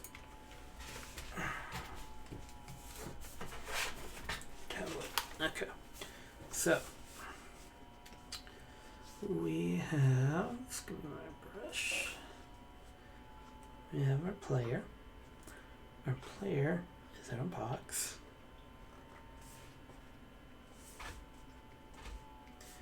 It has some box inside of it. We want to know that point relative to this guy. So let's go through and just label points. All right. So we have x, y. We have origin x and origin y. So xy would be here, and then origin is really kind of a width height type deal. And origin y. Then we have this, we'll call that sx and sy. And really it has a origin x, origin y as well.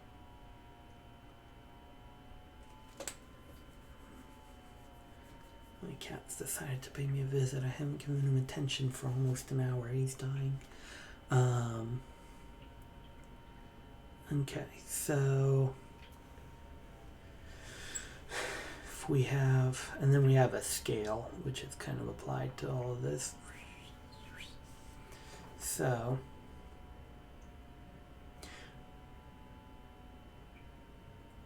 now that I think about it, yeah. So really the scale scales both of these evenly. So the scale we should be able to not even think about. So if we say x minus ox, that should get us over here. And then this guy has its own x, so that should put us over here.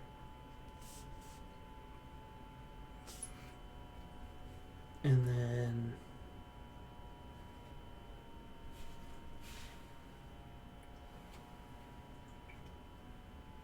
really this guy isn't affected by scaling, but these two are.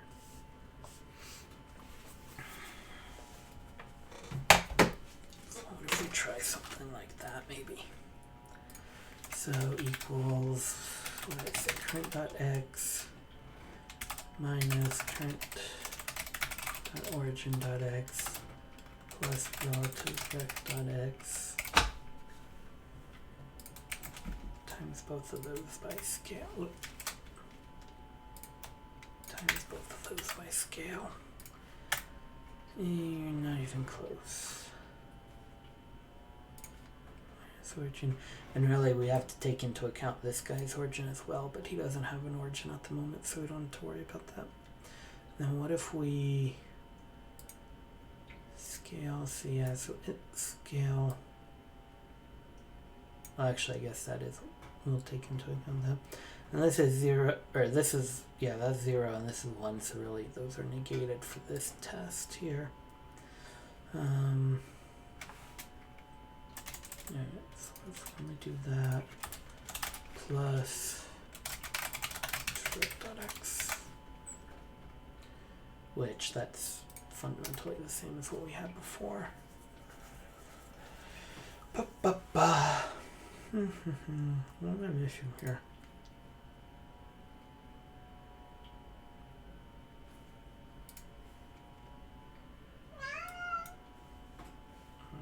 Sorry, cat's meowing. He likes to come near and then go away and then meow for attention because he wants me to go to him. Okay, so if our x is here, negative origin puts us there, and then this thing's x puts us here. Wait a second though. Hang on. I just realized something's weird here. If this is a negative number, but we're making it relative to this guy, so really we need to subtract. We need to, that's what we tried earlier, wasn't it? Yeah, okay, because this guy is actually, to get to there is,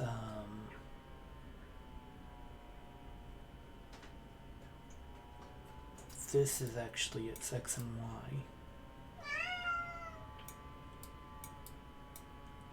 Or, sorry, this should be y, although that's kind of what it looks like anyways. X and y. Yeah, sorry guys. If he doesn't stop in a sec, I'll go chase him out.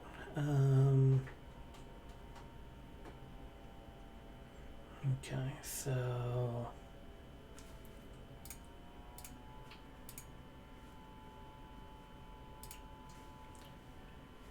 Alright. Yeah, so something... We need to...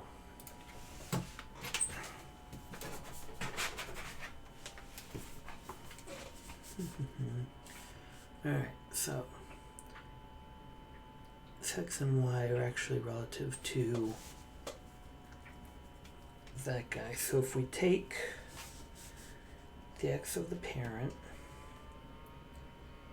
and add the x of the child, right?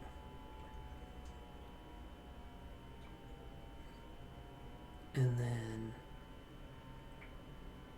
subtract. So let's see if we had it like this. So add the x of the child, but the x of the child is actually negative. So that would put us over here. And then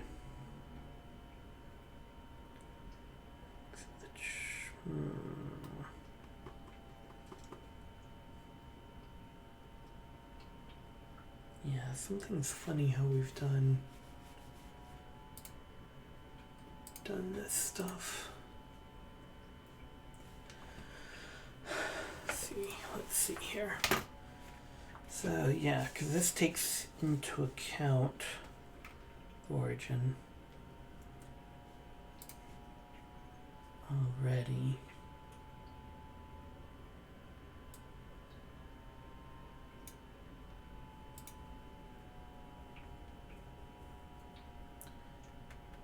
So, because like really, ultimately, we're essentially at 3 here relative to this bit here.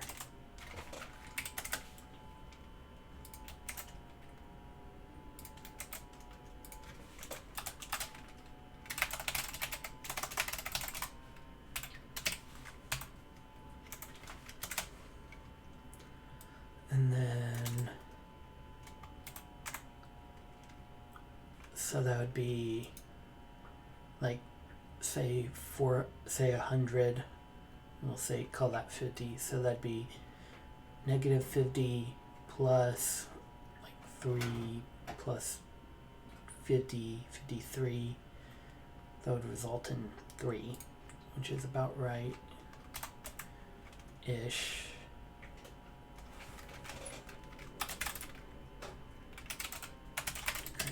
X again. Yeah, that ain't anywhere close to right. Take that off. Yeah, no. I think so. We have to scale that somewhere. Let's see. But yeah, because this so, alright, let's think about this one step at a time. So this guy is x from this edge is origin of this thing's own x plus origin. That would give us that times scale. So that plus origin times current dot scale. And then, so that should be from that. And then to get this is x minus origin times scale.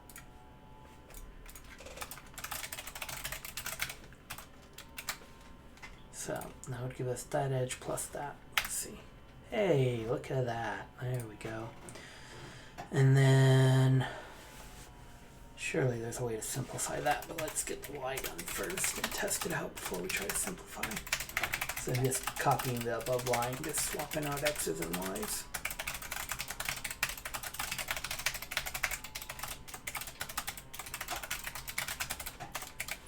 Okay.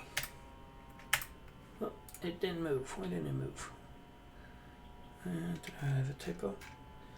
No, that's an old typo.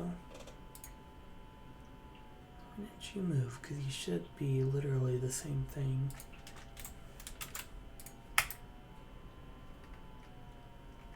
Alright, I'm going to make that blue one transparent. Let's see.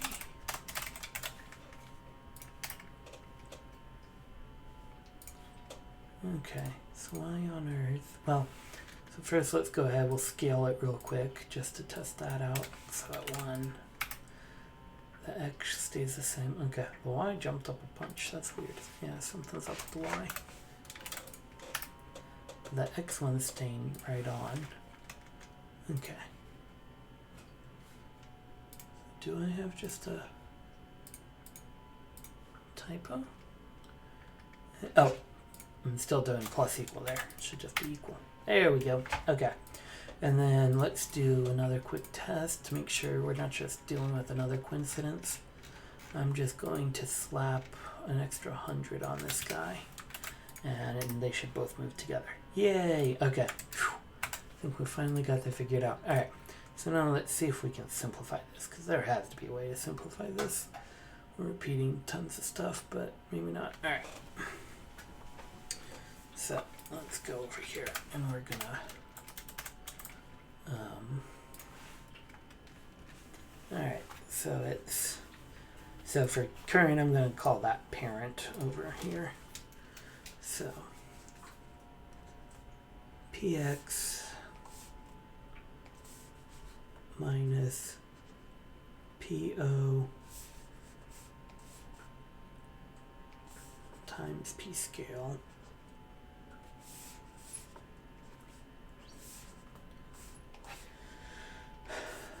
plus, I'm going to call this C for child, CX plus PO, all of this times PS.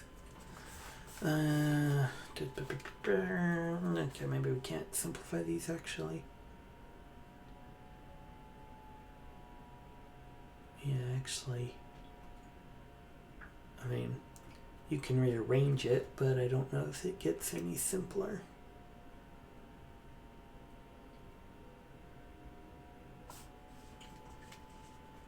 Let's see. Just real quick, what does it look like if I do this?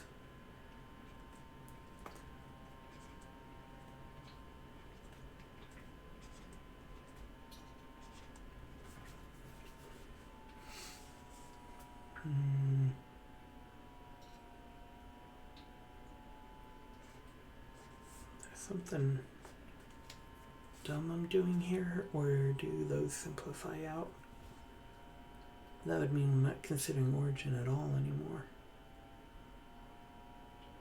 was PLPS. Seems weird.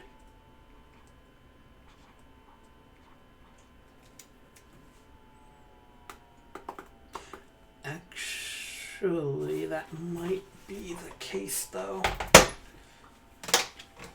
because we do kind of cancel it out on the draw step. So let's see what that looks like if it's just move that,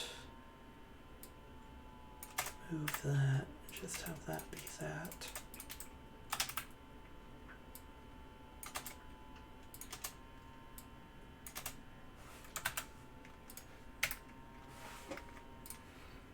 They seem to still be lining up. And let's go, so let's change the player origin quite a bit, and it should really stay in place if that's actually the case. So I'm going to do it 2 times. It's going to jump, but the 2 should jump together. Oh, okay. Yeah, I think we're good there.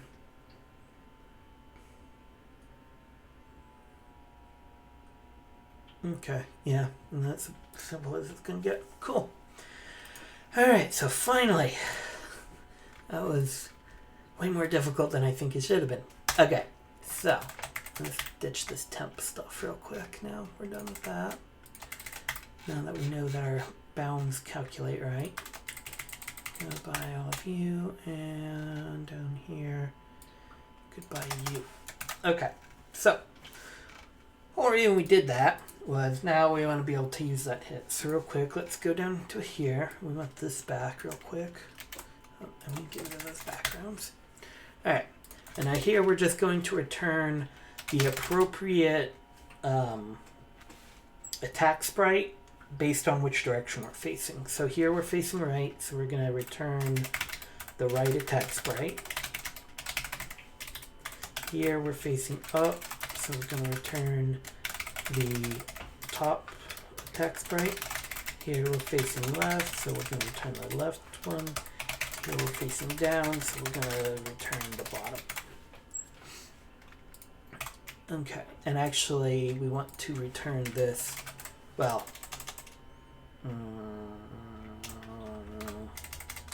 yeah, we'll just return that as is, and we'll do the relative bit one level up. Okay, so we got that. And then we're going to over here, so we are checking the enemy, so let's stick the attack rec here. So we're going to do this.player.attack rec, and then we're going to do relative to this.root sprite. So we're going to get it relative to the root sprite. And then so we're doing a filter on the array. So we're just going to do attack rec dot hit rect enemy.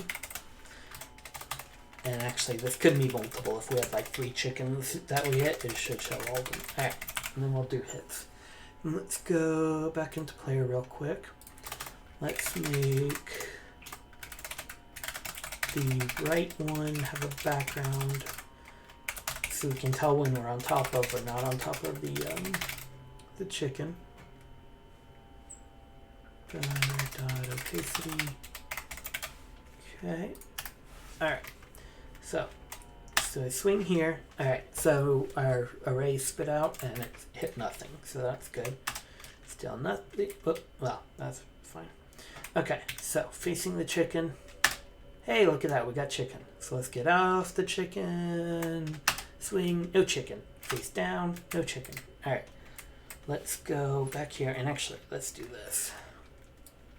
Let's get all 4 up at once, so we can kind of tell what we're doing.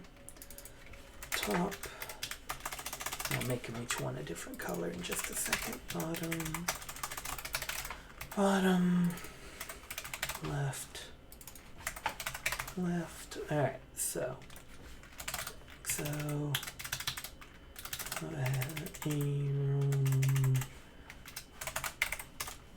Okay. There we go. Alright, so facing down, swing, hit the chicken. Good. Go down, go down, go down. And actually, let's give chicken a background real quick. because chicken extends just a little bit further than what it looks like. Chicken dot background equals, not use that one yet. Okay, so facing down, gonna get just below the chicken. Swing and a miss, perfect. But if I face right, swing and a still miss. That's not so perfect. Swing and a hit. Oh, right, because our chicken does actually have some, does it have padding? Actually, I'm not sure why we're missing our chicken there. Curious.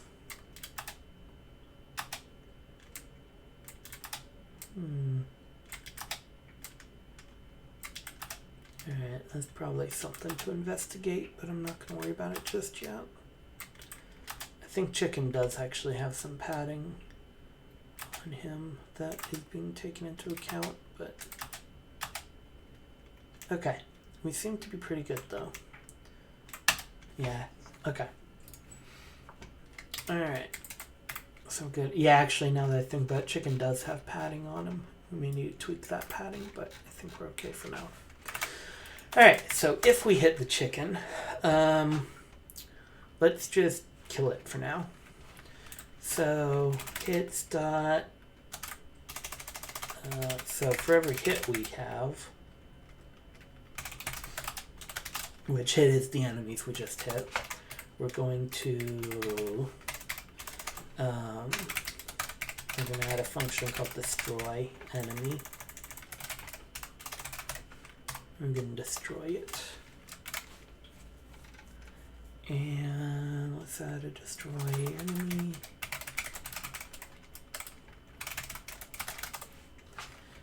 Alright, so we're going to first splice it out of here. So enemies will equal to, well, we need the index of enemy first. Enemies dot index of enemy. So get the enemies index, and then we'll do this dot enemies dot slice 0 index. Then we'll do this dot slice index plus 1.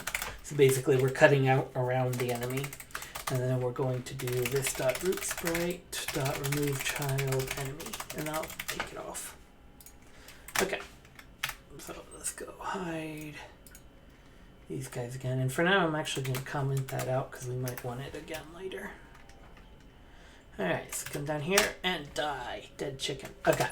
So, one thing that looked weird on there that we might, we're not going to worry about just yet, but we might want to play with later is, oh, I'm on top of the chicken right there. I'm not supposed to be on top of the chicken there. Okay, we'll have to look at that later.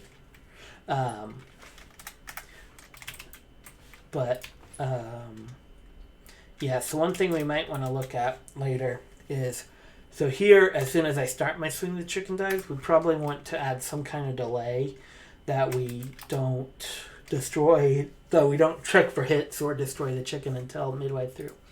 And in fact, you know what, let's go ahead and implement that now.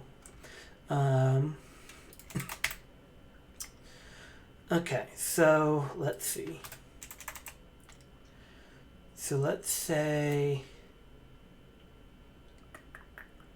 how do I want to do that?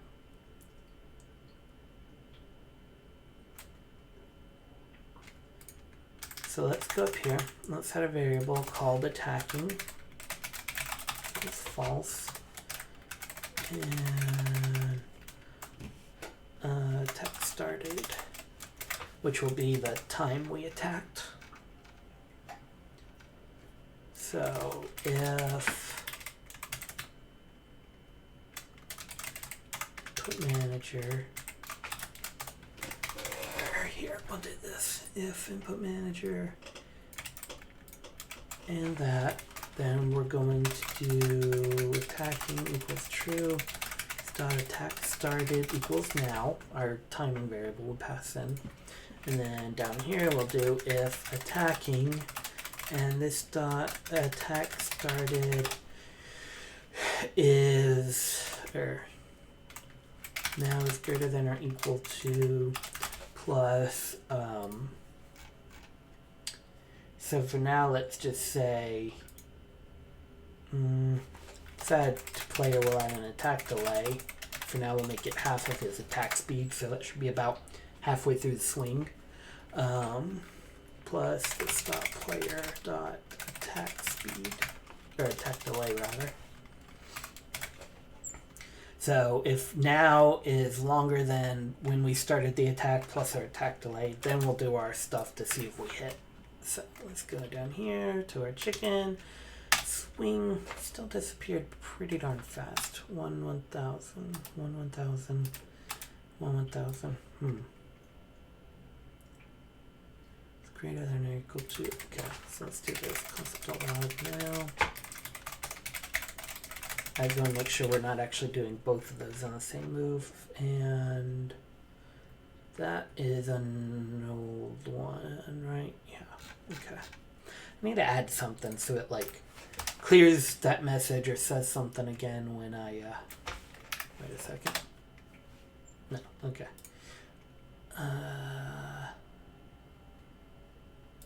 Oh, you know what? We never stop attacking there. So I swung once and I kept going forever. Okay, so we got okay, so yeah, I did do it in a different tick. Oh, that's what it is. We need to multiply our attack delay by 1,000 because we're representing it in seconds, but we're doing milliseconds here. That's why. 0.2 milliseconds is not a very long time. So down here, alright, so swing, goodbye. There we go. That's pretty good. And we can adjust the attack delay later, but I think that's good for now. Okay. So now, let's go ahead and let's get some more chickens spawning. So we're going to stop manually creating this chicken. And we're just going to get rid of those. Then we'll do a enemies create. Okay. And then come down here. And I try to keep these in the same order that I'm calling them as. So right here. And real quick, I want to go ahead and implement a the reset function. And the reset function is basically we're going to use it when we leave the screen and come back. We'll use it to reset the screen. So any of the setting stuff that isn't just creating, we're going to put down here.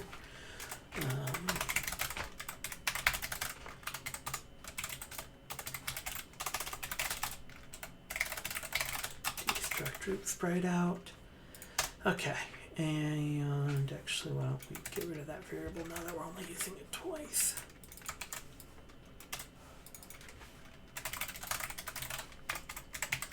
Ditto for map.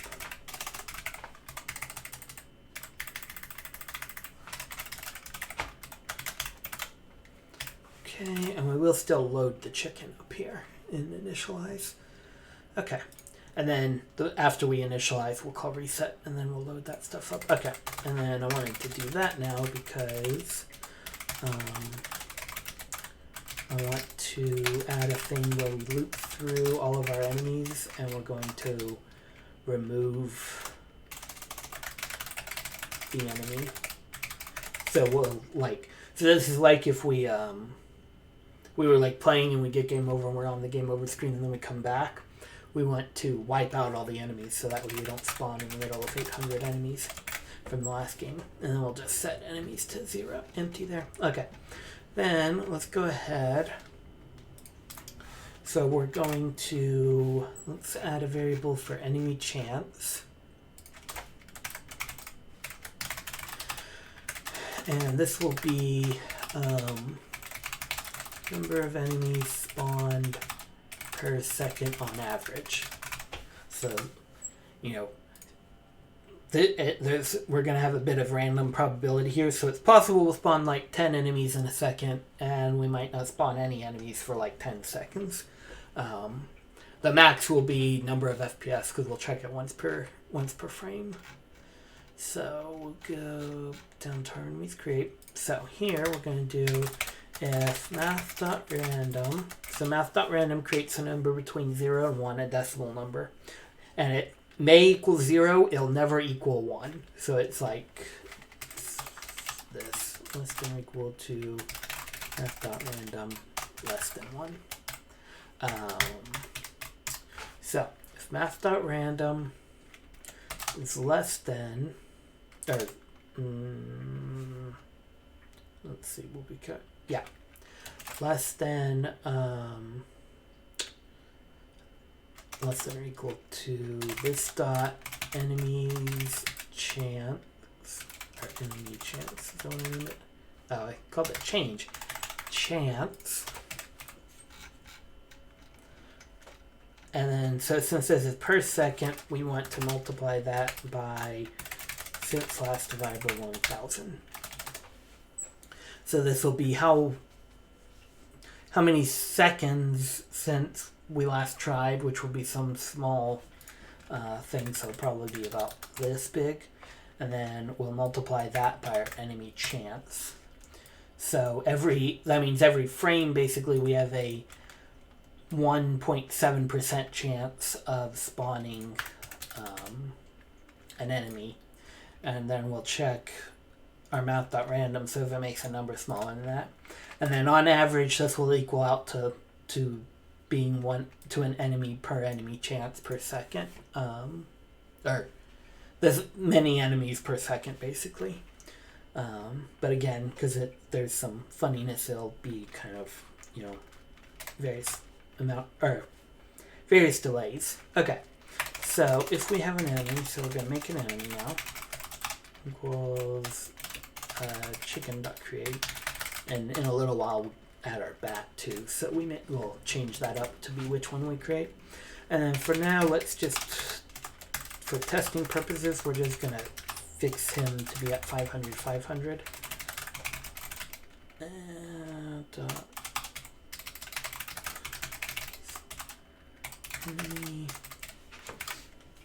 and then normally I would add him here, but because we have this range thing, it's going to end up adding him anyway, so I'm not going to add him here as separately. And give him a velocity, because he'll have a fixed velocity. Okay, so there we go. We got some chickens coming at us. We got a lot of chickens coming at us. So they're just right now randomly spawning right there. And I should actually be able to kill all the chickens in one swing. Yep. A little OP. We might have to adjust that a bit, but...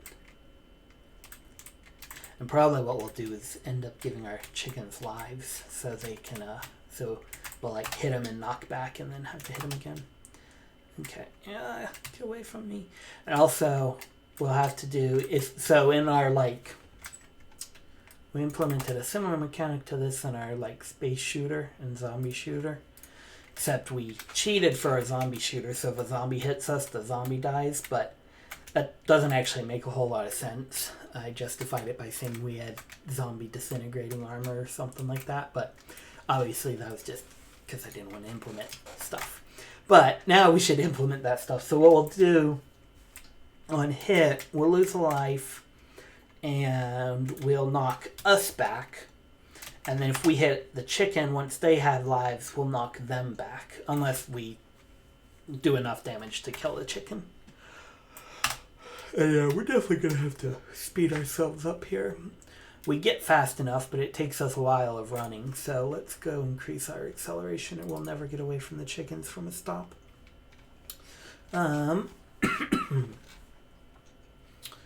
So, where do I have... What am I looking for?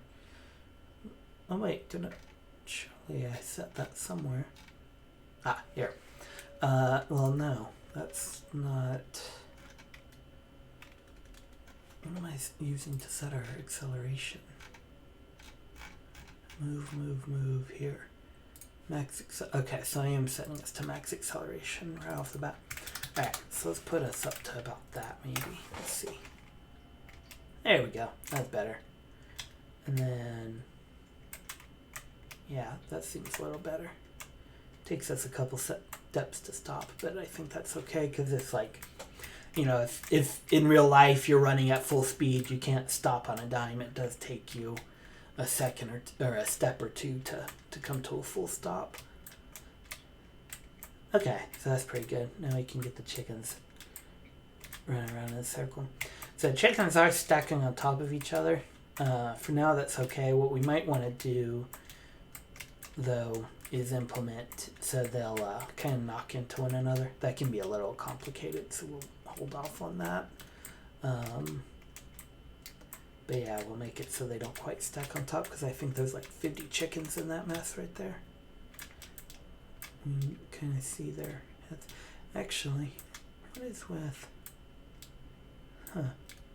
See that? I don't know if you can see with the resolution of the stream or not, but there's a little bit of a line above them. Some kind of artifact. I'm not sure what's up with that. I'll have to fine tune that later. I don't know if it's clipping a scene above, and actually he gets it every so often from below too. I'm not sure what's up with those artifacts. It's a little odd. Yeah. I think we may be clipping another frame maybe, or something like that. Like we may be 1 pixel off on our draw. I think that's probably what it is. Okay. Anyways. Okay. So we got chickens chasing us. Let's go ahead and we'll add the bat now real quick. So we'll have 2 enemy types. So bat.js. Bat's going to be pretty darn similar to chicken though. I think probably the only thing that's going to end up being different is the sprite, the animation set. So let's go grab the bat. Huh, that's weird. Why is that one square but the other one isn't? Interesting. No, we got one. PNG. Okay. Oh, we actually have 2 color bats in this set. North. Oh, I guess that's the direction they're facing. In the order. All right, we'll grab that one. Doesn't really matter which one we grab. Drop it in here, and we'll rename it just bat.png. Okay, and then, alright. So let's open bat.png up in here so we can see it better. Okay, so this one's nice and easy as far as figuring out our animation order.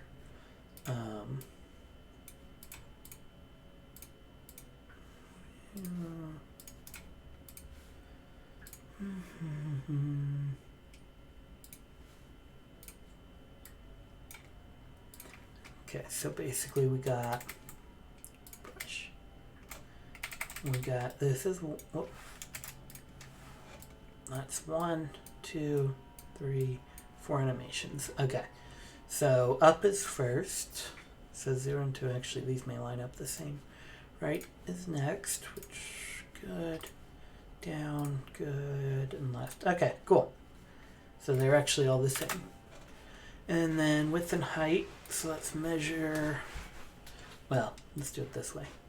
So it's 144 wide, and it's 3 things wide. So 48 wide. And I'm guessing 64, but let's check. So 256 divided by 4 is 64. Okay, and origin. So origin, let's add a grid real quick here because Photoshop won't let me do uneven grids because it hates me. I'm seriously better about that. It's annoying. And come on, oh no, there we go. Okay, so, and then let's see what middle is. So middle would be 24 and 32. Okay, so I think we actually, well, I don't know, it lines up good there. So half the width for the origin is good. For the Y, I guess half is good too, because when he's in his halfway state, it's there, and then that one's above and that one's below. So yeah, I think just middle is good. Okay, so actually all that might work. So now let's go ahead and let's say, so in games, not every enemy has the same spawn chance, because you might have like a boss enemy, and then you might have just like trash mobs, and then kind of heavier mobs. So let's go ahead and we'll add one called enemy weights here. And what we're gonna do is we'll do chicken, and notice I'm using the class name here, and we're gonna say chickens have a 0.8, so 80% chance, and bat is 0.2. So when we start differentiating them, we'd want to make bat stronger or more annoying or something, faster maybe. Alright, so what we'll do here, so these are our weights. So all the weights total should end up to 1, but it doesn't really matter if it does or not.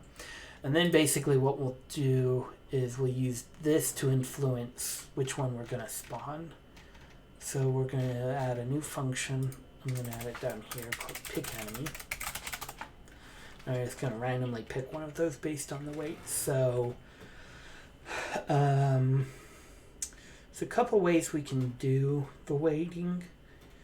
Let's go with, let's do this. We'll do generate random number. So again, this is a number between 0 and 1. And then let's go with the approach where we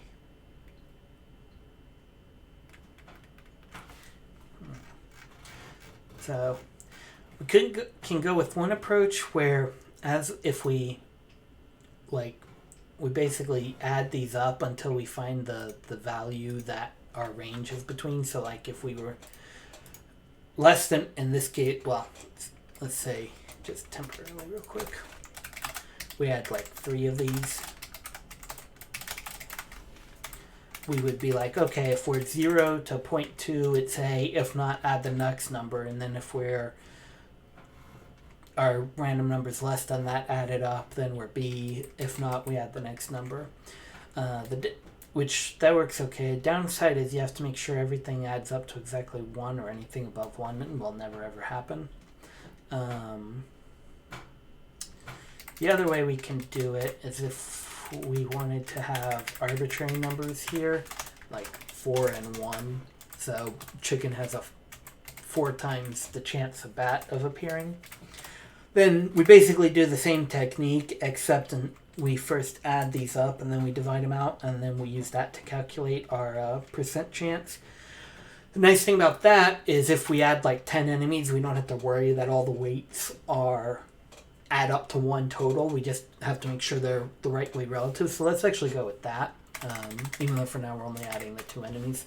So we'll do total, and then we'll do this dot enemy weights dot object dot values enemy weights dot reduce some value some weight some plus weight 0. So the reduce method, if you're not familiar with it, what it does is it will start out the first value in this function starts out at this value, and then the second one is going to be each value in the array. So, and then whatever you return becomes the value for this on the next step. So basically we start, so sum is 0, and then weight for chicken is 4. 0 plus 4 is 4, so it returns 4. So sum is 4, weight is 1 for the bat, and then 4 plus 1 is 5. And then when we're on the last one, it returns that out here. Okay, and then, so we have our random number, and actually, yeah. And then we'll do basically,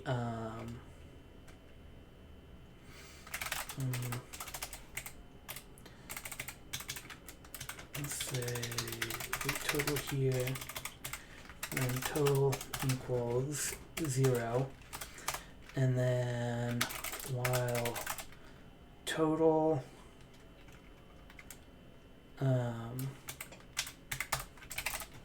actually we'll do a for loop for this, or yeah, I is less than, actually Yeah. So we need this a couple times.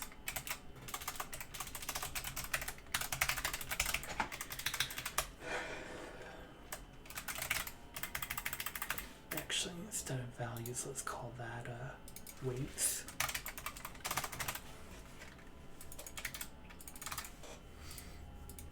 Okay. Weights.length. And actually, a better way to do that would be when equals weights.length. And then this is when that way it doesn't have to do the calculation every time. Alright, and then let total equals 0. Well, we're less than length. And total is less than rand, or total divided by weight total is less than random. So, because basically this is going to be like our percent chance that it should happen, and then rand is where our chance is. So we'll do weight total plus equals weights I, and then should spit it out here, and then whatever I is should be our enemy,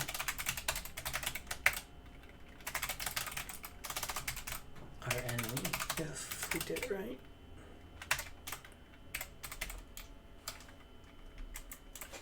Oh, we need it. Except if we want to use I outside of the for loop, we have to declare it above it. Okay. And can I do that way? I didn't think so. Do it this way though.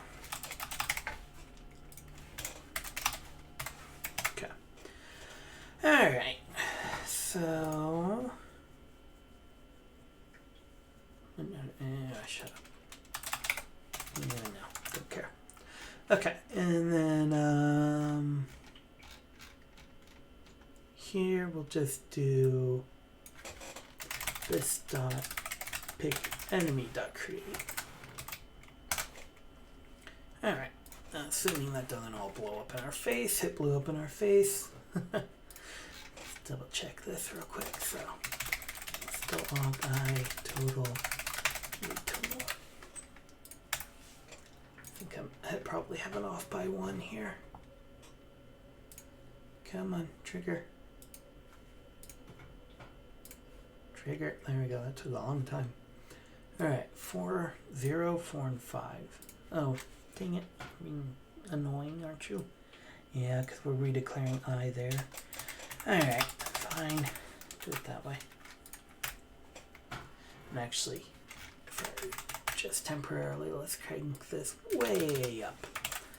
Gonna spawn enemies like mad. Okay, so down here. All right, so I was 1.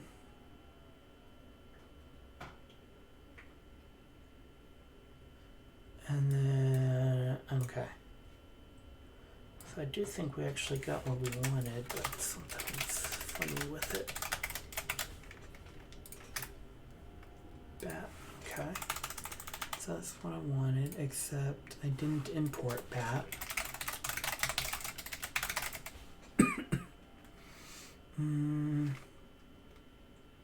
Oh, right. This is a.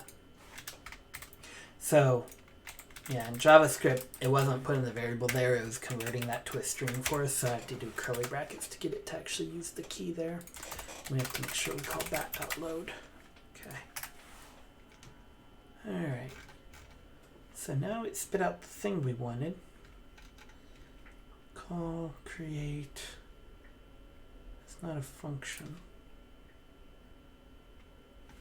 Double check I use that right. So this dot pick enemy should return that guy, which is the bat class. So create is not a function, but I have a create there, so how is it not a function? Dot private method dot call dot create is not a function.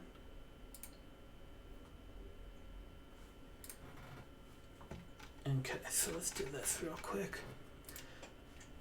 Kind of wonder if this isn't because of the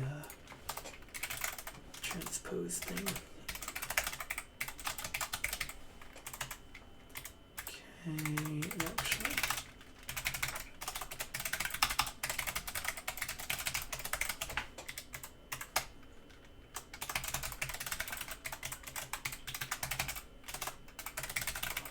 There we go. Okay.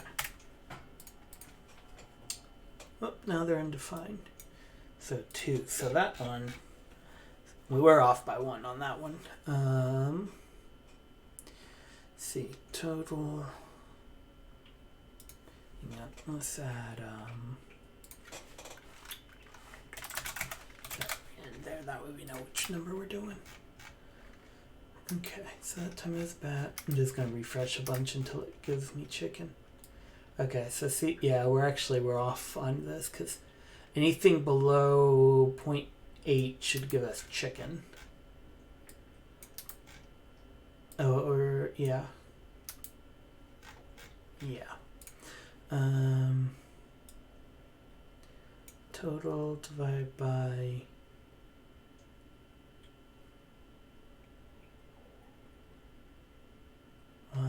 yeah, other way around.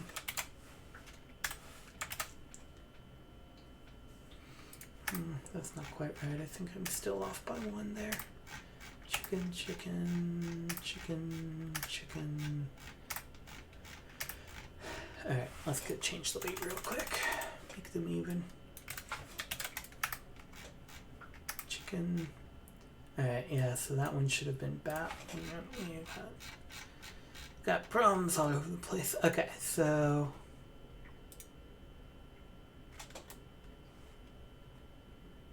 you know what?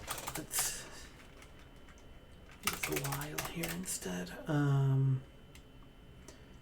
While total divided by weight total is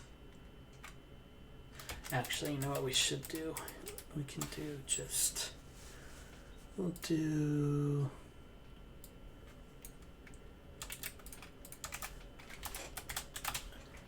so basically we're always going to end up 1 over, so we're just going to do that way. Okay, yeah, nope. I ruined everything. While I is less than length, and while rand is less than or equal to, yeah, no, that's wrong. Yeah, there we go. Alright, bat, chicken, chicken, chicken. I'm gonna refresh as long as we don't lose the blob here. Okay, so that part's good. Now then, going back to this. Nope. Where'd you go? This part.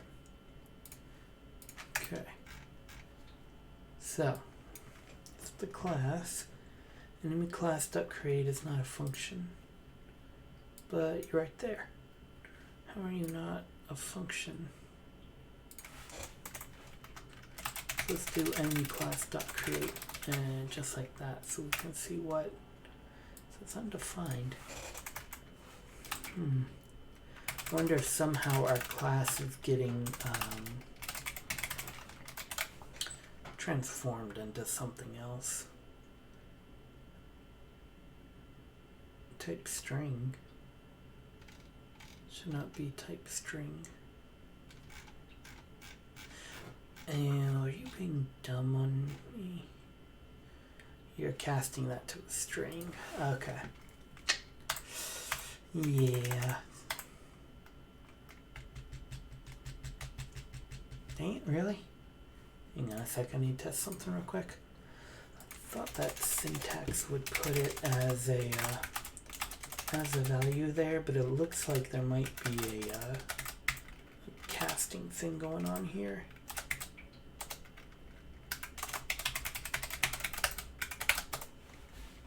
Ah, it does cast it. to a string. But if I do it this way, does it still count to a string? Am I crazy?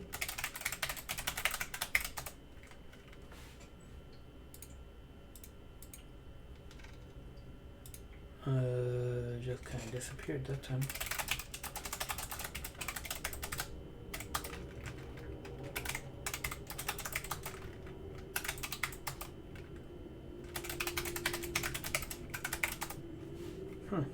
Curious. It doesn't show up there, but it was set. Weird.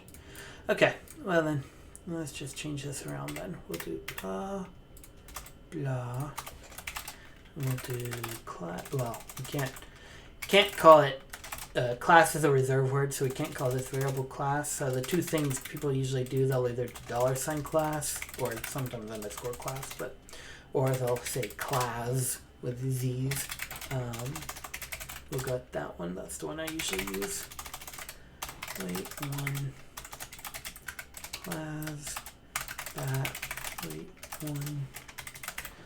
Okay, and then you go down here, and then instead of that, now that, and then this is enemy weights, and this is enemy weights I dot weight, and then this is enemy weights I dot class. And up right there.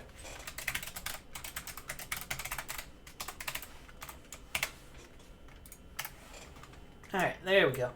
Holy cow.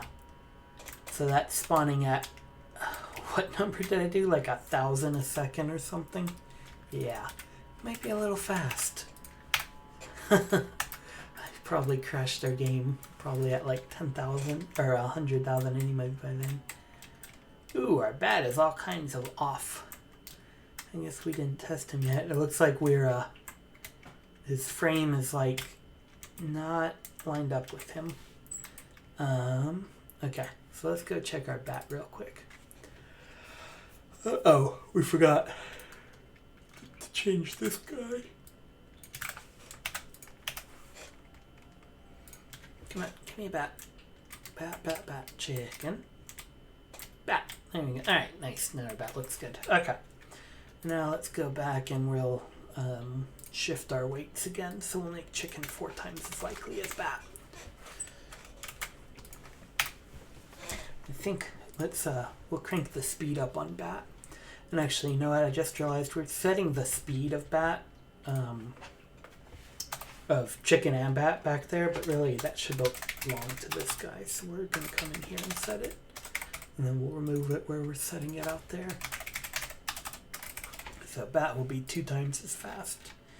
And let's get rid of that bit. Chicken. Got to build up speed so I don't outrun any bats when they spawn. Chicken. Did I make chickens 2 times or 4 times? I think 2 times, but no, I did do 4 times, didn't I? Come on, spawn someone. Spawn. There's another chicken. And remember, it is, you know, it's a percentage chance. So like we just got 4 chickens there real quick. So it's like if you do a large enough sample size, you'll even out. But right now we are just kind of giving random. Getting a lot of chickens though.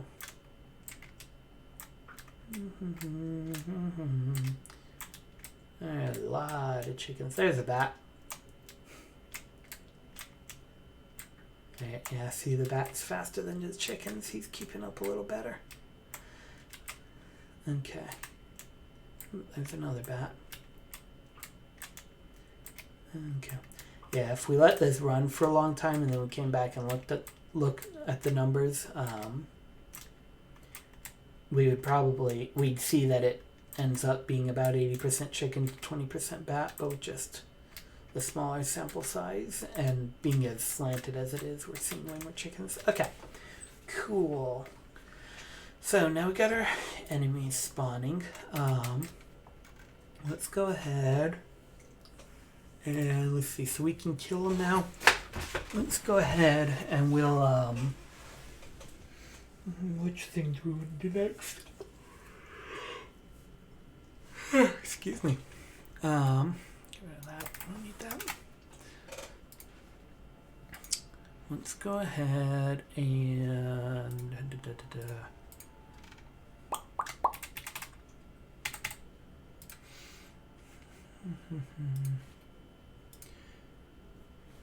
no, I think actually this might be about a good place to call it quits for today. Yeah, that player thing took a little bit. So next, what we'll do Wednesday will be our next regular stream, so we'll work on this project then, is we'll implement the buildings and make it so like we can't run through them and stuff. So we'll turn off the enemies and then we'll just get us working, and then we'll have to get the enemies so they can actually path around the building. So like if a chicken hits here, it won't just float through the building, it'll hit here and then have to go up and over and chase us like that. So we'll do that next week, but I think if we'll call it quits now, because that's gonna take a little bit more time than we have today, and I think it'll be easier to do it all in one shot than it will be to half start it now. So I'll go ahead and get this code pushed up. I did add a license stuff to the README. So the code itself I'm releasing under MIT, but be aware that the images are not MIT because they're not my images to say they're MIT. So they're all here. So that means you can use the code for whatever, but you can't reuse the images in anything. You need to go talk to their creator to get the images. Yeah, and then today was the first day's stream. I streamed, I guess is the past tense. Yeah, on YouTube as well as Twitter. So the video should be on YouTube basically as soon as I end this, because it should just be there. And then yeah, so next Wednesday is our next regular stream, 8 o'clock. And next Thursday is the beginner stream again. So last week was the first one. And then, well, not last week, like 3 days ago. Last Thursday was the first one, and we basically covered all like the basic syntax stuff. So we talked about variables and basic data types. We talked about math and conditionals and loops and functions and classes and a little bit about inheritance, and did some examples and stuff. So this next Thursday we're going to basically do more examples to build up on that, and we'll kind of get a little more in depth with some of the bits and pieces that we kind of glossed over before. And we'll talk about more how to debug stuff. So if you're looking to learn to code, tune in on Thursday. And then the beginner thing is something that we'll repeat every month. So basically we'll do 4 weeks, and then I'm not sure if we'll on like months that have 5 weeks, we'll take a break, or if we'll just restart every 4 weeks. Still debating that. But we'll do basically 4 beginner things every week, or every month, and then once the month starts over, we'll do basically the same 4 again. That way, if you're a beginner, you can always jump in and get interactive, or if you want to catch up, you can check out. They'll all be on YouTube, so you can check them out. I'll try to get everything grouped in playlists, and I want to go and chop up the videos and make them more like streamlined for not live watching. And then yeah. So yeah, if you enjoyed and you're not already, follow me. Other than that, have a great night, everyone. Thanks.